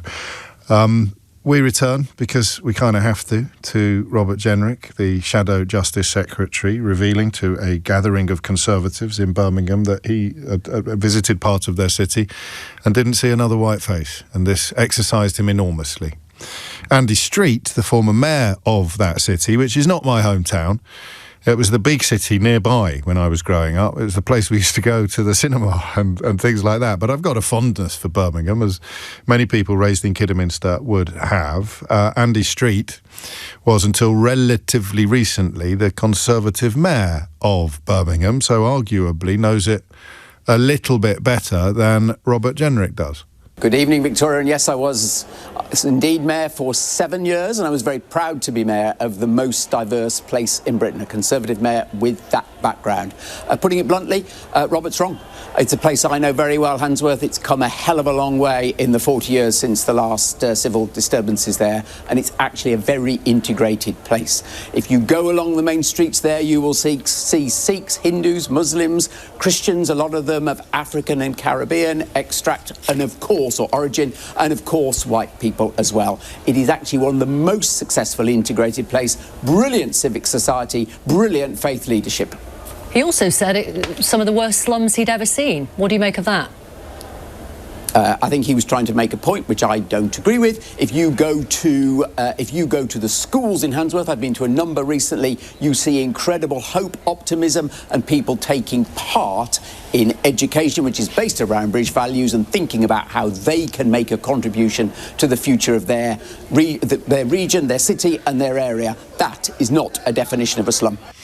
11:54 is the time. So what was Robert Jenrick actually saying? A man who lives in a village where 165 of the 166 residents are white arrived in Handsworth and complained about the number of people he saw who were not. I wonder how it reaches you. And listen, I got a couple of texts defending it, but remember, I've got a history button.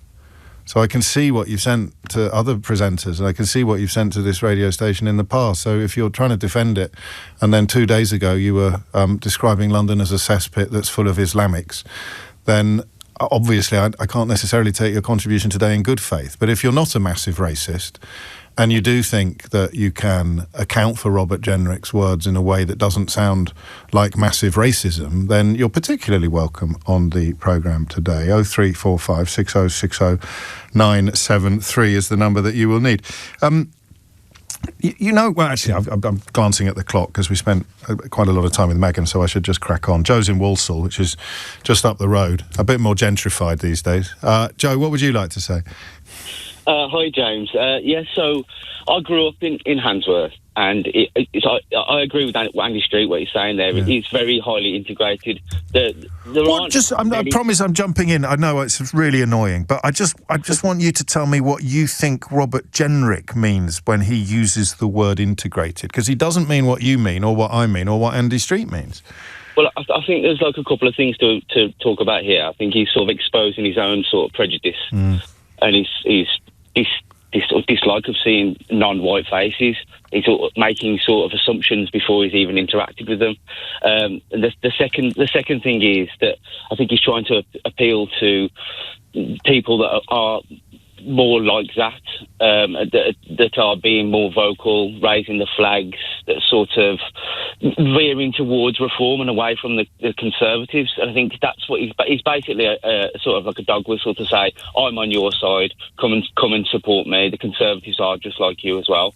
The bit about sort of like the integration is that, you know, the Conservatives cut the English-speaking lessons for migrants by 66%, and now that they turn around and say that people aren't speaking the language, it's all of this rhetoric that's coming from Reform and Conservatives is a deflection. It's to point the finger at migrants, black and brown people, for anyone foreign that's in the country, because migration numbers have gone up, so they can say, look, the reason why everything's rubbish in this country is because of the migrants. It's because of black and brown people. When we need to distinguish there. We need to point out the conflation there, because you're right. That's what they're doing. But actually, it moved incredibly quickly from if you like recent arrivals, where feelings have been stirred up very deliberately and very violently, particularly since Keir Starmer won an election, because the right-wing media couldn't really go all in on it while the people that they'd put in Downing Street were still in charge. But the speed with which it's moved, because Robert Jenrick isn't talking about recent arrivals. He'd be talking about families that have been in Handsworth since they were putting up those, if you want an N-word for a neighbour, vote Labour posters up the road in Smethwick 60 years ago. Yeah, I agree completely. It's an old playbook rule where, you know, prior to the Stop the Boats, it was the EU. The EU's the reason why everything's bad in this country. And then now we've left the EU, they've got to go back to the pointing the finger at the others. So you're right. It started with Stop the Boats, and it's crept in now. And now it's sort of it's fair play. It's fair game to just say these things. Too many. He's saying there's too many black people in Handsworth. That's what he's saying, but it's not a case of if you've got black faces or white faces. It's about the behaviour of the people. Of course, it's about and that comes from having a respect for your country. And if you've got a government that's cutting council budgets, that's not spending the money, you can't have a good country on the cheap. You can't do it. And we've had 15 years of tightening our belt straps and, you know, trying to balance the books. And really, it's just a deterioration of the country. What we need is public investment. Governments to say, you know what, we're going to invest in our society, invest in our local communities, and spend more on people, on cohesion, on all sorts of public good. But they're just not doing it. And is it on purpose? Is it a deliberate thing? Not from the current government. I mean, they would probably argue that they've got very little fiscal freedom to do anything different about it. That may change under the new budget. But the thing we keep coming back to, and I didn't know that we'd come back to it today, Joe, is this absolute madness that is so transparent and so easy to see once it's been pointed out to you, that the people who have won everything since 2010, every election until last year, they got the referendum, they even got Boris Johnson into Downing Street, Liz Truss got her hands on the Treasury and the budget, they got every single thing they'd ever dreamt of, politically, electorally, and look what happened. So what on earth else can they do now except try and blame it on the fact that there are too many black people in Handsworth? Well, yeah, exactly. And I think what's going to happen is, well, nothing I've ever voted for has ever won. Basically, I think what's going to happen. Who's going to win the 4 o'clock at Haydock? Maybe, but I think what's going to happen is it looks likely. If you're a betting man, it looks likely that Reform are going to win the next election. On the current odds. And I think the losers are going to win. Essentially, we're gonna lose. Like whoever's picked the winners recently, we've all ended up losing, and I fear that that's going to happen again until people actually start looking at solutions. And I'm a Green voter, I'm a Green supporter. If people start looking at the Green Party more, we could actually build up this country to something great. Imagine if the Green Party, which has a comparable number of MPs, got the same amount of media attention as Reform UK and had done, let's say, for the last 10 or 20 years. It would be a very different political landscape indeed. Before you go, I've got a little game to play. So, Honest Bob was in Birmingham to film a video about litter or about rubbish during the Birmingham bin strike, I presume, so it's not exactly indicative of the status quo. It's indicative of what happens when the bin men are on strike. And he complained, as you know, to a Conservative Party gathering that he hadn't seen any white faces when he was in Handsworth. The film he made of this visit for GBBs, Joe, how many black faces do you think appeared in the film that he made while visiting on a visit during which he complained about not seeing any white people? How many black faces do you think appear in his film for GBBs?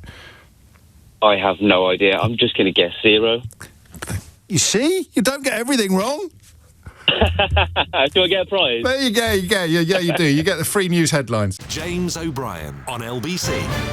5 minutes after 12 is the time. I'm going to stay with the Robert Jenrick story, actually, because I think he's a particularly hideous contributor to public discourse, or rather his contributions to public discourse are particularly hideous.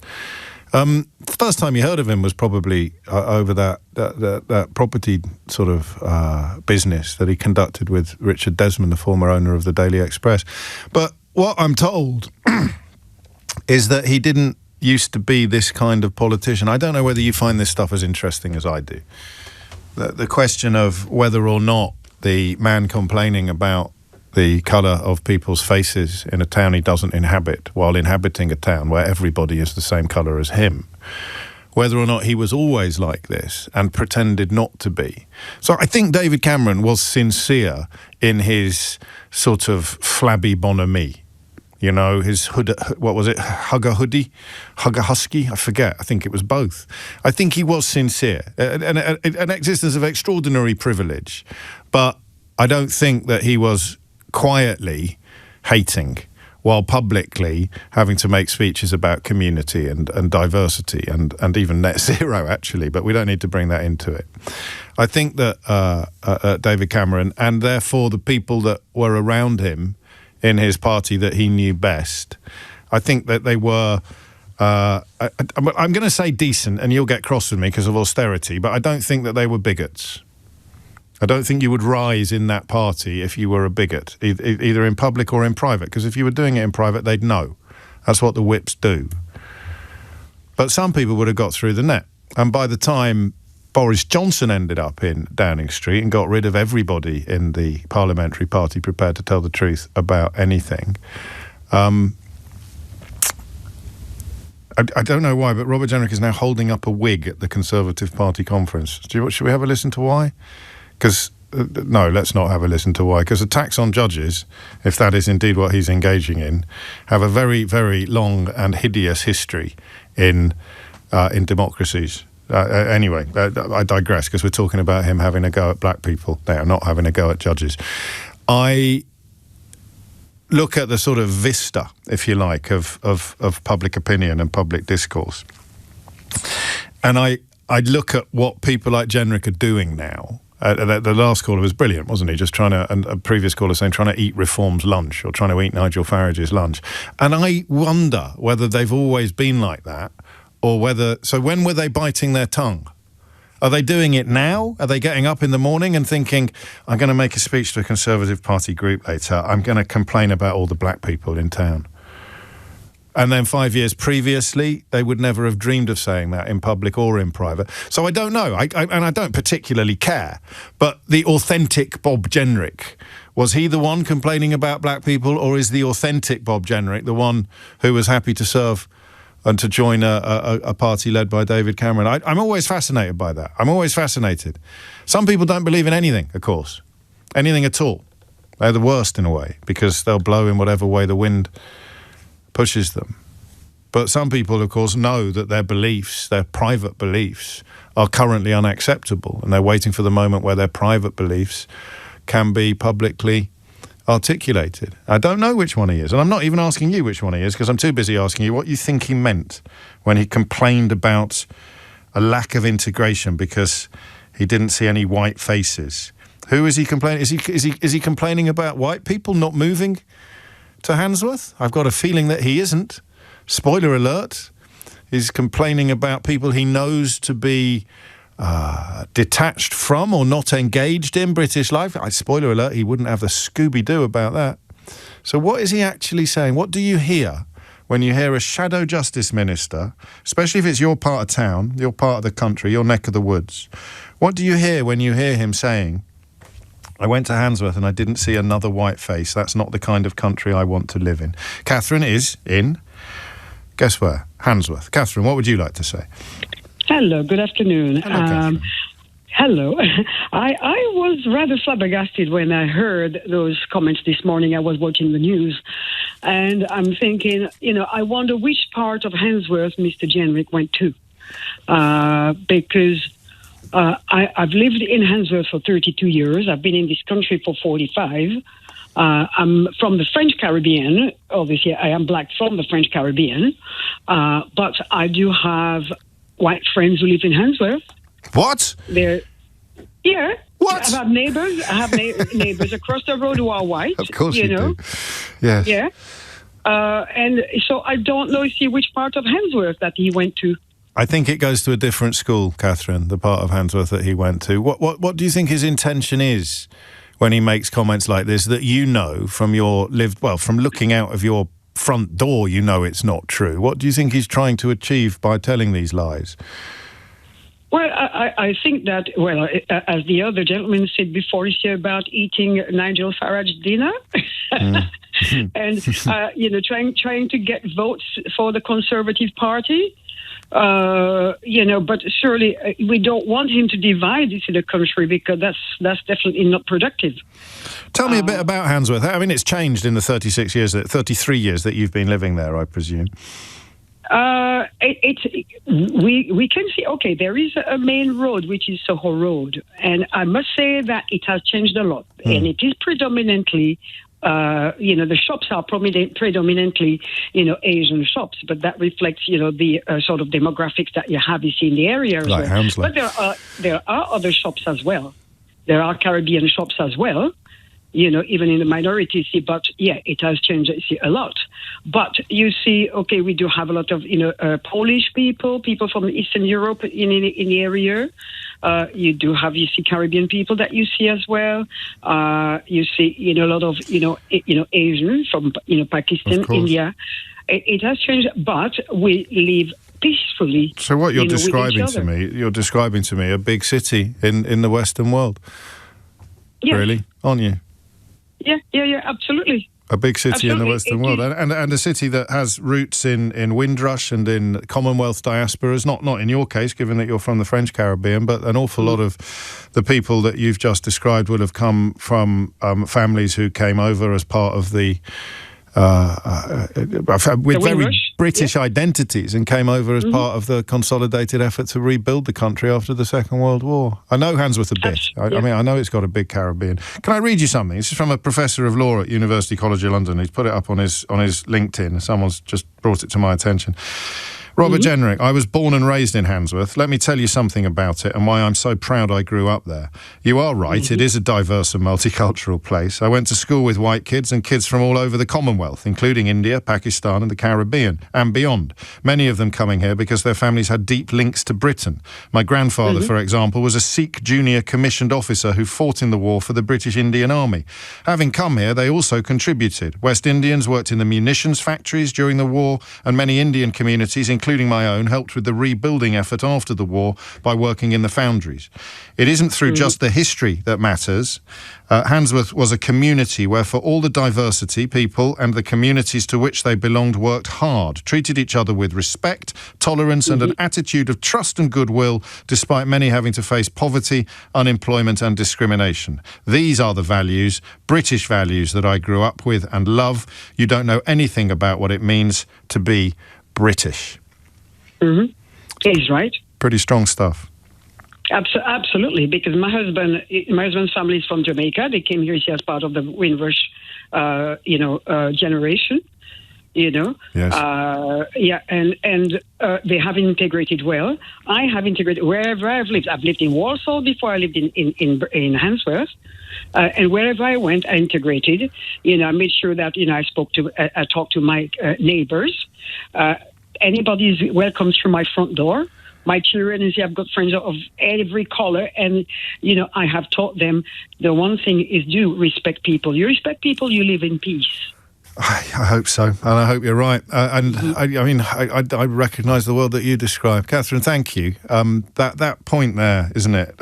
Also, I'm reminded of what Sadiq Khan was saying about why racists have such a huge problem with him and with London, and it is, of course, because it flies in the face of all of their bigotries and prejudices. The idea that you can't, if you do have the kind of diversity that Catherine's just described, then it will end badly. And to that end, I should remind you, or I'll probably tell you for the first time, that the Scotland Yard Commander Andrew Featherstone has doubled down on data showing a decrease of 13% in robbery this year, and pushed back against people telling lies about the capital for whatever reason. I'm not just people in British public life, of course, but also people, an extraordinary number of people in public life in the United States of America. Asked about perceptions that London was becoming unsafe, he said that there was no doubt it suited some people, organisations and others to suggest this.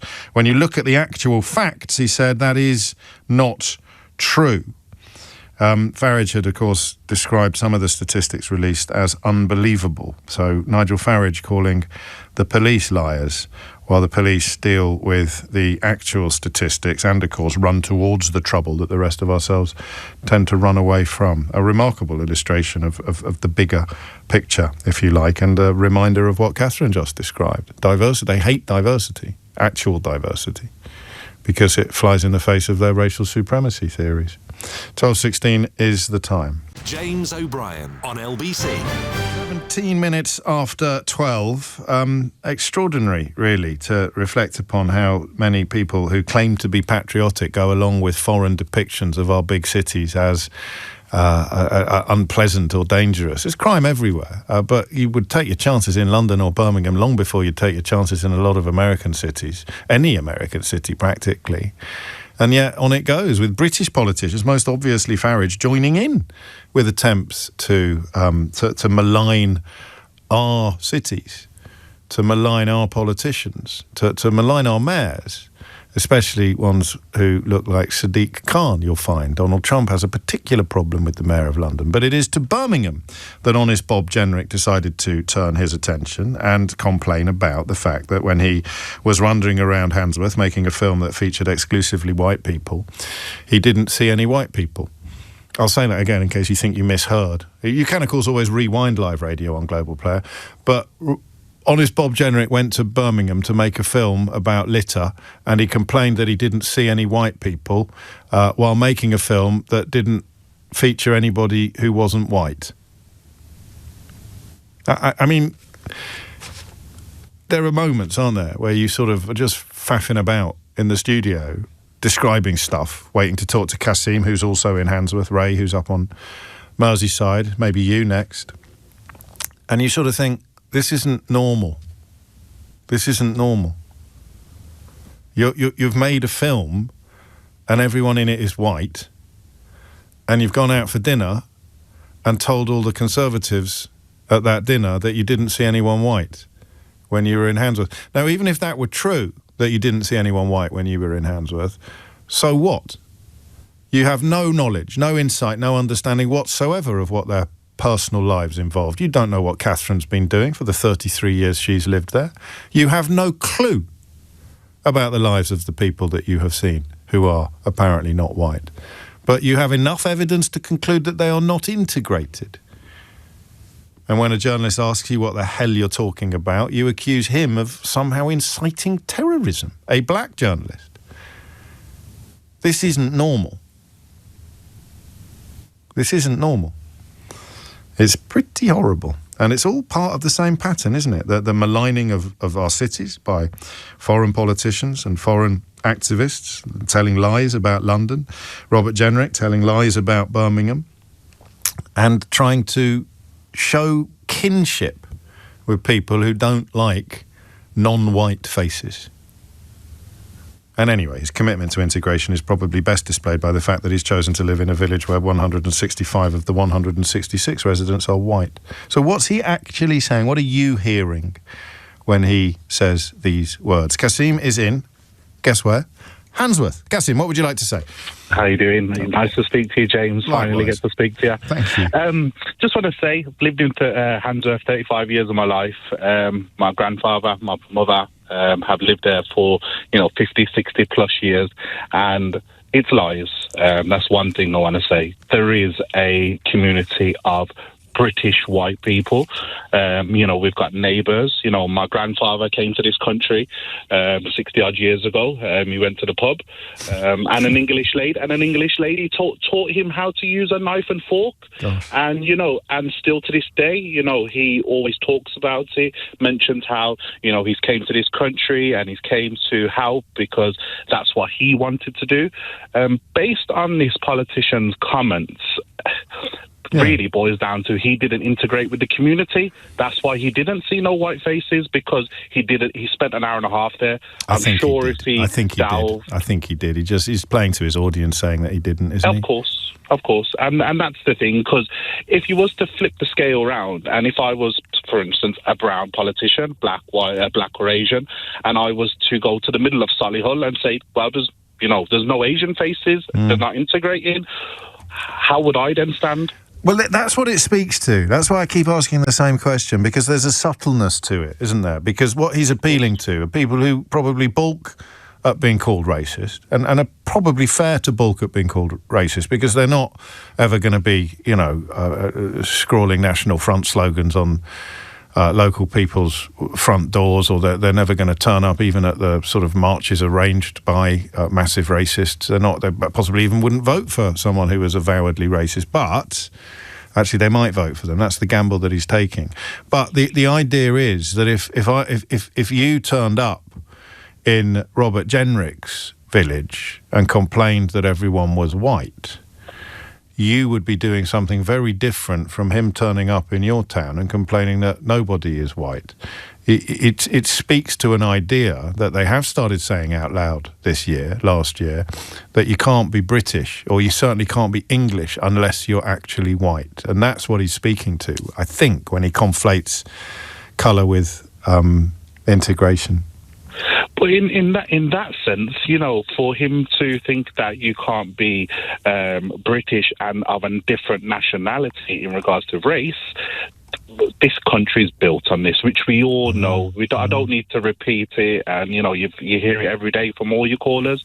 We're built on immigration. We're built on multiculturalism, and the world, the UK it's working. It's just these handful of people trying to stir the pot, cause division. Same with the flags. I've got no issue people flying the flags, but fly it in an appropriate way. Fly it from your heart, not from your anger in your heart. Because that's where a lot of the flags are getting flown from, is the anger inside them. From people's comments, like this gentleman, to say, a part of Birmingham doesn't have any English people. What's going to happen to the far right? Now that's give them another ego boost to be like, okay, now we can start mentioning Handsworth. I think you're right, sadly. It's not the case. And, Birmingham is a very, very multicultural town, and everyone here, obviously you have your bad people, but everyone here wants to work together. You do have your odd few, but yeah. On we go. On we go. And I think there's a fair consensus on what it is that he is trying to do. Kasim's nailed it. I'd add it to that growing rhetoric. I don't think he's contributed directly to it yet, but questioning whether or not somebody can be British or English or not, depending upon their skin colour, as opposed to their passport, their place of birth, their family history. And of course, this is one of the reasons why they all hate history so much. They hate teaching about colonialism and things like that, because of course, to sustain your racist supremacy, you need to make sure that the people you're appealing to for support don't know that we marched all the way around the world and assumed control of untold dominions, and somehow managed to persuade a lot of the people living there that they were British now, or they were part of the British Empire now, and that this was the mothership. The UK, Britain was the mothership. And so if that has been a key part of your colonial mission, then to turn around 50 years, 60 years, 70 years later and say you have no right to be here and you were never British at all is an almost sustainable position, but only, of course, if people are being taught about colonialism, which is why people like Robert Jenrick, I don't know whether him specifically, but people like him, also get their knickers in a right old twist about the teaching of colonialism. It's all linked. All of the stuff that sort of populates the opinion pages of the Daily Telegraph. You can read through it once you know what's going on. It's absolutely crystal clear what they're doing. But there it is. This is the latest chapter in an old story. Ray's in Knowsley on Merseyside. Ray, what would you like to say? Yeah, well, obviously, I mean, he's fanning the flames for his own gains, isn't he? Because, I mean, a character like him, obviously, he must have gone through school and then college and then university, and he knows that, you know, immigration or people coming in from different parts of the world can only benefit the wider society. Did you know, I wonder. I mean, I was slightly taken aback by the figures from Herefordshire, which is... Yeah. I grew up in Worcestershire, which is next door to Herefordshire, and it's also next door to Birmingham. So it feels like, not home necessarily, but looking at that census statistic, the idea that he grew up in he's raising his family, his children, in a town where everybody is white, except for literally one person. And then you look at the broader pictures for the whole of Hereford, and the percentage of black people there, not including Asian, but the percentage of black people there is 0.5%. There are huge swathes of this country where you could grow up utterly unaware of what people like you and me and Kasim and most of my other callers take for granted. That is becoming increasingly clear to me in these conversations. Yeah, but the thing is, I mean, to be like astutely aware of the different races and there being a lack of white or overly black, isn't that a problem in itself? I mean, it's like, a weird response to have, isn't it, when you get off the bus? Why are you doing it to yourself? I mean, why are you harbouring these thoughts and these opinions? And when, if you could have a friend who's got, relatives or, who have come from the likes of Nigeria or the likes of the Maldives or Phuket or Beijing, isn't that a good thing?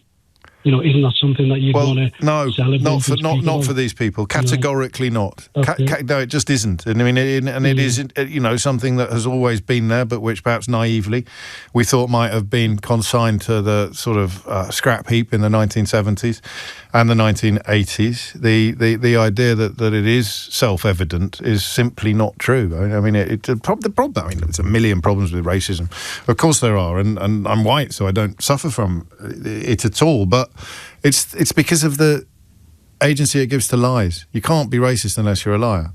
The idea that person over there is inferior to you because of their skin colour is an obvious lie. And once that lie is out of the gates, once that lie is free, once that lie is halfway around the world, the truth hasn't even got its trousers on. You can lie about anything you want. Donald Trump is a wonderful example of the licence to lie that racism, public racism and obvious racism gives you. Because if you can lie about that, if you can lie about the very nature of humanity, you can lie about absolutely anything. And their will to challenge Ray's optimism, and I wish I didn't have to, there will be people cheering you to the rafters for doing so, up to and including the point they start chasing down masked, armed men, start chasing whoever they want around the United States of America for the offence of looking a little bit too foreign. And that is essentially 4 steps up the path that Robert Jenrick is on when he talks about not seeing any white faces in Handsworth. Well, I mean, rounding them up is what they're doing now in the United States of America, but you begin by complaining about how many there are. Amelia Cox has your headlines. James O'Brien on LBC. It is 12:33 and you're listening to James O'Brien on LBC. I don't know. Bruce is like me, wondering whether or not honest Bob Jenrick was always this vile, or whether he's adopted the vileness in order to ride the current political waves. He says, I don't believe he genuinely has these views. He's just an opportunist and feels that this will help his leadership ambitions. I don't really think he believes in anything, says Bruce. I'm told he grew up in Wolverhampton. Is that correct? I mean, Wolverhampton is another incredibly diverse Midland city. Extraordinary if he did, that he is unnerved or unhappy when he gets out of a car in Handsworth and doesn't see any other white faces. What was he doing in Handsworth, I hear you say? To which the answer is, he was making one of his little films, Honest Bob's little films, like his films about graffiti and his films about tube trains and his films about rubbish on the streets. And while he was in Birmingham making his film about litter, I think, on this occasion in Birmingham, in Handsworth particularly, that's where he said he'd been making the film, and he made his comments about not seeing any other white faces. I went to Handsworth in Birmingham the other day to do a video on litter, he said. I want you to keep those words in your mind. So Honest Bob Jenrick said, and I quote, I went to Handsworth the other day to do a video on litter. And then he said, I didn't see another white face. That's not the kind of country I want to live in. I apologise in advance for inflicting upon you footage that has its origins on GBBs, as it is affectionately known. But I thought it might be quite interesting to have a little look, insofar as you can on the radio, to have a little look at the people who contributed to his little film when he was making it in a place where, by his own account, he didn't see any other white face. I find it's disgusting. They all get brought up and not... She's white, for the avoidance of doubt. What do you think we should be doing to stop him? People should take responsibility. She's still white. But people she is haven't white. got pride in anything of today. But he didn't see any other white faces. Fly tipping is horrendous. She is also white. This lady is also white. You live in Sutton Coldfield. I live in Sutton Coldfield. And he didn't see any other white faces when he was in Handsworth? Yeah. I can't stand litter. That's another white person. That's three. That's white. Fly tipping. They should be made to get it all up. And you live here. I do. And you've just been helping out with the litter pick. Tell me about what's going on the estate. You mean what's not going on the estate? White. There is more litter and there is more fly tipping. So that puts more pressure on community groups like ours to step in to help. 5 people, all white, in the place where Honest Bob Jenrick said he didn't see another white face. And the thing that gets me sometimes, not all the time, the thing that gets me sometimes doesn't matter, because the people he's appealing to don't care about the facts. They're just really glad someone's complained about all the non-white faces. All the non-white, wherever they are. Oh, they're not integrated. He's been elected mayor of London 3 times. Yeah, but he's not... Stop actually detailing things. Stop asking me difficult questions. I just want to say that person over there is a different colour from me and I really don't like it. That's what Honest Bob has done. That's who he has appealed to. And none of it matters. The facts don't matter. The facts don't matter. Tim's in Hull. Tim, what do you reckon? What's he up to? Hi, James. All right. All good, mate. Yeah. So I'm just ringing up to try and answer your question based on the idea that I think that it's possible that he has like a mistrust for areas like that. So he feels as though that because he doesn't see any other white faces within the area, or claims except all of the people in the film that he made in the area where he didn't see any white faces. Yeah. But I think it feels to him as though that it's something that's out of his control. That it's something that he can't control for that reason. Do you know, like I think he feels it's like a misconception amongst people. Possibly conservatives, you could say, or right wing, that they have a misconception about that idea, about the idea that there's something underhand in those kind of areas. Do you know that's going on that they're not privy to? That they, you know, that they. It's conditioning, isn't it? And it's got a little side order of I don't mean you. Because, you know, I'm sure he doesn't feel uncomfortable when he sits down at cabinet in between Kemi Badenoch and James Cleverly. Yeah. There's a bit of class attached to this as well. Class attached to it as well, yeah, exactly, yeah. And the thing that he seems to underestimate is the intelligence of the class he considers to be below him. Do you know what I mean? That's the thing that he doesn't consider. Do you know, like he seems to think, because he's gone through all these educational routes, that it makes him some kind of superior being. Do you know? Or frightened. I mean, I wonder if the sense of like manufactured, confected superiority is a consequence of fear, a fear of the unknown. And it depends how you're raised, Tim, I think. You know, you could easily be raised. And where you're raised. If you're raised with neighbours who don't look like you or cousins who don't look like you, then you're not going to be frightened of it. If you're raised in a place like Herefordshire, where he's raising his children, then you are more likely to be frightened of the unknown, and you respond to that by, well, I don't know, really. You can either find out more about the thing that's frightened you. I was just going to say, sorry to interrupt, by putting yourself into the unknown and realising that those thoughts are misleading you. Do you know what I mean?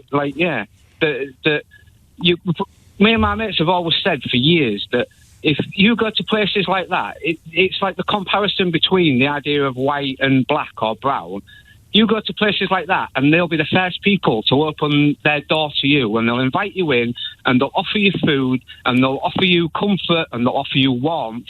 And yet you tend to see, or it tends to lean towards the idea that white people don't do that. You know, that are as welcome. I mean, they are people, don't get me wrong, but sure.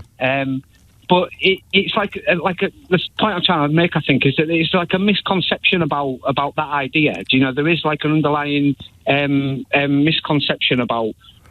Well, and it's not organic. It's for some people it would be an inevitable consequence of the way they were raised, and for other people, it is something that they have almost elected to ferment and to fester. And for some people, like honest Bob Jenrick, he sees opportunity. You and I see sadness and division. He sees opportunity.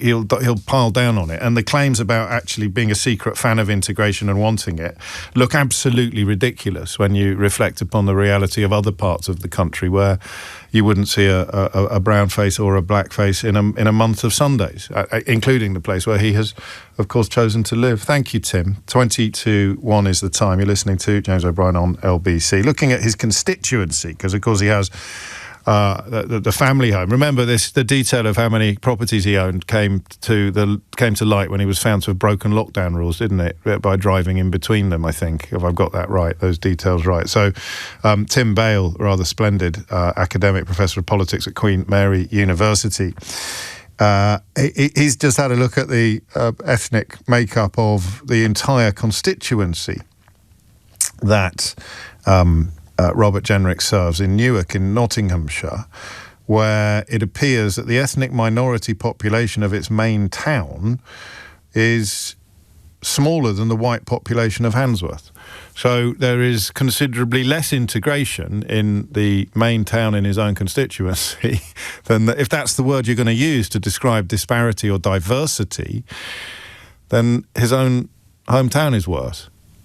Unless, of course, 99% white is good and 99% black is bad, which some people feel. But they should probably say so, shouldn't they? I've got another. Is it a missed information for you? I think it is as well, involving some claims that were made recently about people on benefits, particularly people who were not necessarily born here on benefits, and claims from another Tory politician who I hadn't actually heard of before that have now been completely debunked, and that despite the fact that they were published unchallenged in a national newspaper. I've also got a rather splendid missing round for you, missing word round. I like this one. It's one of the easier ones we've done, but you have to think laterally. Are you ready? Peru bishop, it's probably easier if I say Peruvian, isn't it? Peruvian bishop with 17 blank... I nearly said it out loud then. That was close. That would have ruined everything for everybody. Peruvian bishop with 17 blanks exposed by cleaning lady.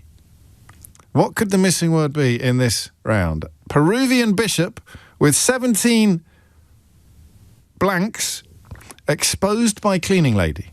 I'll tell you after the next break. But before that, Richard is in Birmingham. Richard, what would you like to say? Good afternoon, James. You just said that thing about honest Bob. But if Bob was honest, he wouldn't have went to Handsworth, because one of the ladies that was speaking was from Sutton Coldfield, which is a white, rich, affluent area. She wouldn't be in Handsworth cleaning up the rubbish on the street. But she might have been. You know, she might be actually quite community spirited. But anyway, we've got enough to. We digress. We digress. I can't stand this white privilege. I'm a black male. I'm 60 years old. I'm a school teacher. I go into meetings every week, and I'm the only black face. You don't hear me whinging and whining. Well, it wouldn't. I mean, you've said nothing that surprises me, except in the context of Robert Jenrick thinking that the opposite experience is discombobulating or evidence of something really bad and really negative. I think the guy needs to get off his iOS and realise that he might be the spawn of Enoch Powell. Yeah. And stop feeding Tommy Robinson's agenda. I think this is what it's all about. I actually got some news. I got some Tommy Robinson news that I forgot to share yesterday on the programme. You just reminded me that I should probably... Actually, I won't do that today, of all days. I'll save that one for tomorrow, just in case people aren't aware of it. But it is simply, in your view, a case of pandering to prejudice. Prejudice and white privilege, because how can he, in 2025, say that I went to Wandsworth and I didn't see a white face? It's like me saying I went to Birmingham City Centre and I didn't see an Asian person. It's just stupid. And it hinges on that thing that has only come out of the woodwork relatively recently, that you can't be British if you're not white, or you certainly can't be English if you're not white. So 3-4 generations. Even though I was born here, I can't. One of my friends in the pub the other day said I can't be English because I haven't been here long enough, which is a load of codswallop. Well, it is, and of course they wouldn't say that to a white person. No. Boris Johnson, for example. Well, isn't he Polish or Romanian or something? Turkish. He's got Turkish heritage, and he was born in America. See, there you go. White privilege again. I think so. Thank you, mate. Thank you, Richard. You just saved me then from a little tickle in the throat as well. Time now is 12:45. James O'Brien on LBC. It's 10 to 1, and here we are again. Extraordinary to read something that I printed out this morning. No one uses a printer anymore except me in this building, but I like to have stuff in front of me. This is an 11-year-old article. I shouldn't have told you that because I was going to read bits of it. Well, actually, I could still read bits of it. A local councillor born and bred in the Black Country succeeded in mobilising racist working-class sentiment against a seemingly patrician rival. This is a Conservative politician was the local councillor, and the Labour politician in this by-election was the apparently patrician character who was derided by local Conservatives for living in London's genteel Hampstead Gardens suburb, far from industrial Smethwick with its foundries, housing shortages and economic uncertainties. How easy, the Conservative candidate said, to support uncontrolled immigration when one lives in a garden suburb. Does that give anybody pause? This is an election that happened in 1964. And these people, the racist, this is a character who put up signs saying, if you want an N-word for a neighbour, vote Labour. They were still talking about uncontrolled immigration and how anybody who doesn't live in the kind of places that Robert Jenrick has been talking about must somehow be insulated from the reality of how awful it is. And then, of course, when you do the polling, it's places like... well, I don't want to single anywhere out, but it's places where there isn't any immigration that fears of immigration are always highest. So it's the polar opposite of reality, this argument. And yet, of course, and he lost. I mean, he didn't. He won the election in '64, and as the defeated Labour candidate walked away, Tory supporters yelled after him, "Where are your N-words now, Walker? Take your N-words away." Back in the House of Commons, new Labour Prime Minister called on the Tory leader, Alec Douglas-Hume, to disown Griffiths, the character who had conducted this campaign, Peter Griffiths. If you want an N-word for a neighbour, vote Labour. Wilson said, if Sir Alec does not take what I am sure is the right course, Smethwick Conservatives can have the satisfaction of having sent a member who, until another election returns him to oblivion, will serve his time as a parliamentary leper. 25, this line is brilliant. Listen to this. 25 Tories walked out of the chamber in protest and proposed a motion deploring Wilson's insulting language. Labour members countered by proposing a motion reproving the Prime Minister for insulting lepers. We're not back there yet, but we're on the same path, aren't we, when a senior Conservative politician complains about not seeing enough or any white faces in a suburb of Birmingham, despite living in an area where there aren't any black faces at all, or there's one out of 166 people. Raj is in Fulham. What's he up to, Raj? I just think he's coming from a place of such naivety, and for me, I think it's just extremely concerning that he's so out of touch with the reality of certain parts of the country. I mean, if he thinks that the colour of somebody's skin determines an area, and the thing is, he wasn't there all day, he didn't have a good look around, but the fact is, when are we going to be in a situation where we don't hear senior politicians, essentially sideline minority communities? There's no sugarcoating it, is it? He's telling you. No. I mean, and the fact that I think it's been a while since I've been on the air, and I was just compelled to pick up the phone in this case. But the fact that he says he doesn't regret those comments. No, I mean, how long did he take this? How long did he think about that to come out with the I don't regret what I said? Because especially the timing. Not just that, he pushed back at a black journalist and accused them of somehow. By raising these points and by questioning these comments, he came out as kind of somehow, I didn't follow the logic here, but he talked about promoting or causing terrorism. Again, he's coming from a position of ignorance, and that's the only thing I can say. Well, that's very kind. I don't think he's ignorant at all. I don't think he's ignorant at all. I don't. I honestly don't. I think he knows exactly what he's doing, and it was very much intended for the audience he was speaking to, but he's left with no choice but to own it in common parlance, modern parlance, when the comments actually reach a much wider audience. And, of course, it is the discomfort of that knowledge that prompts him to be so rude and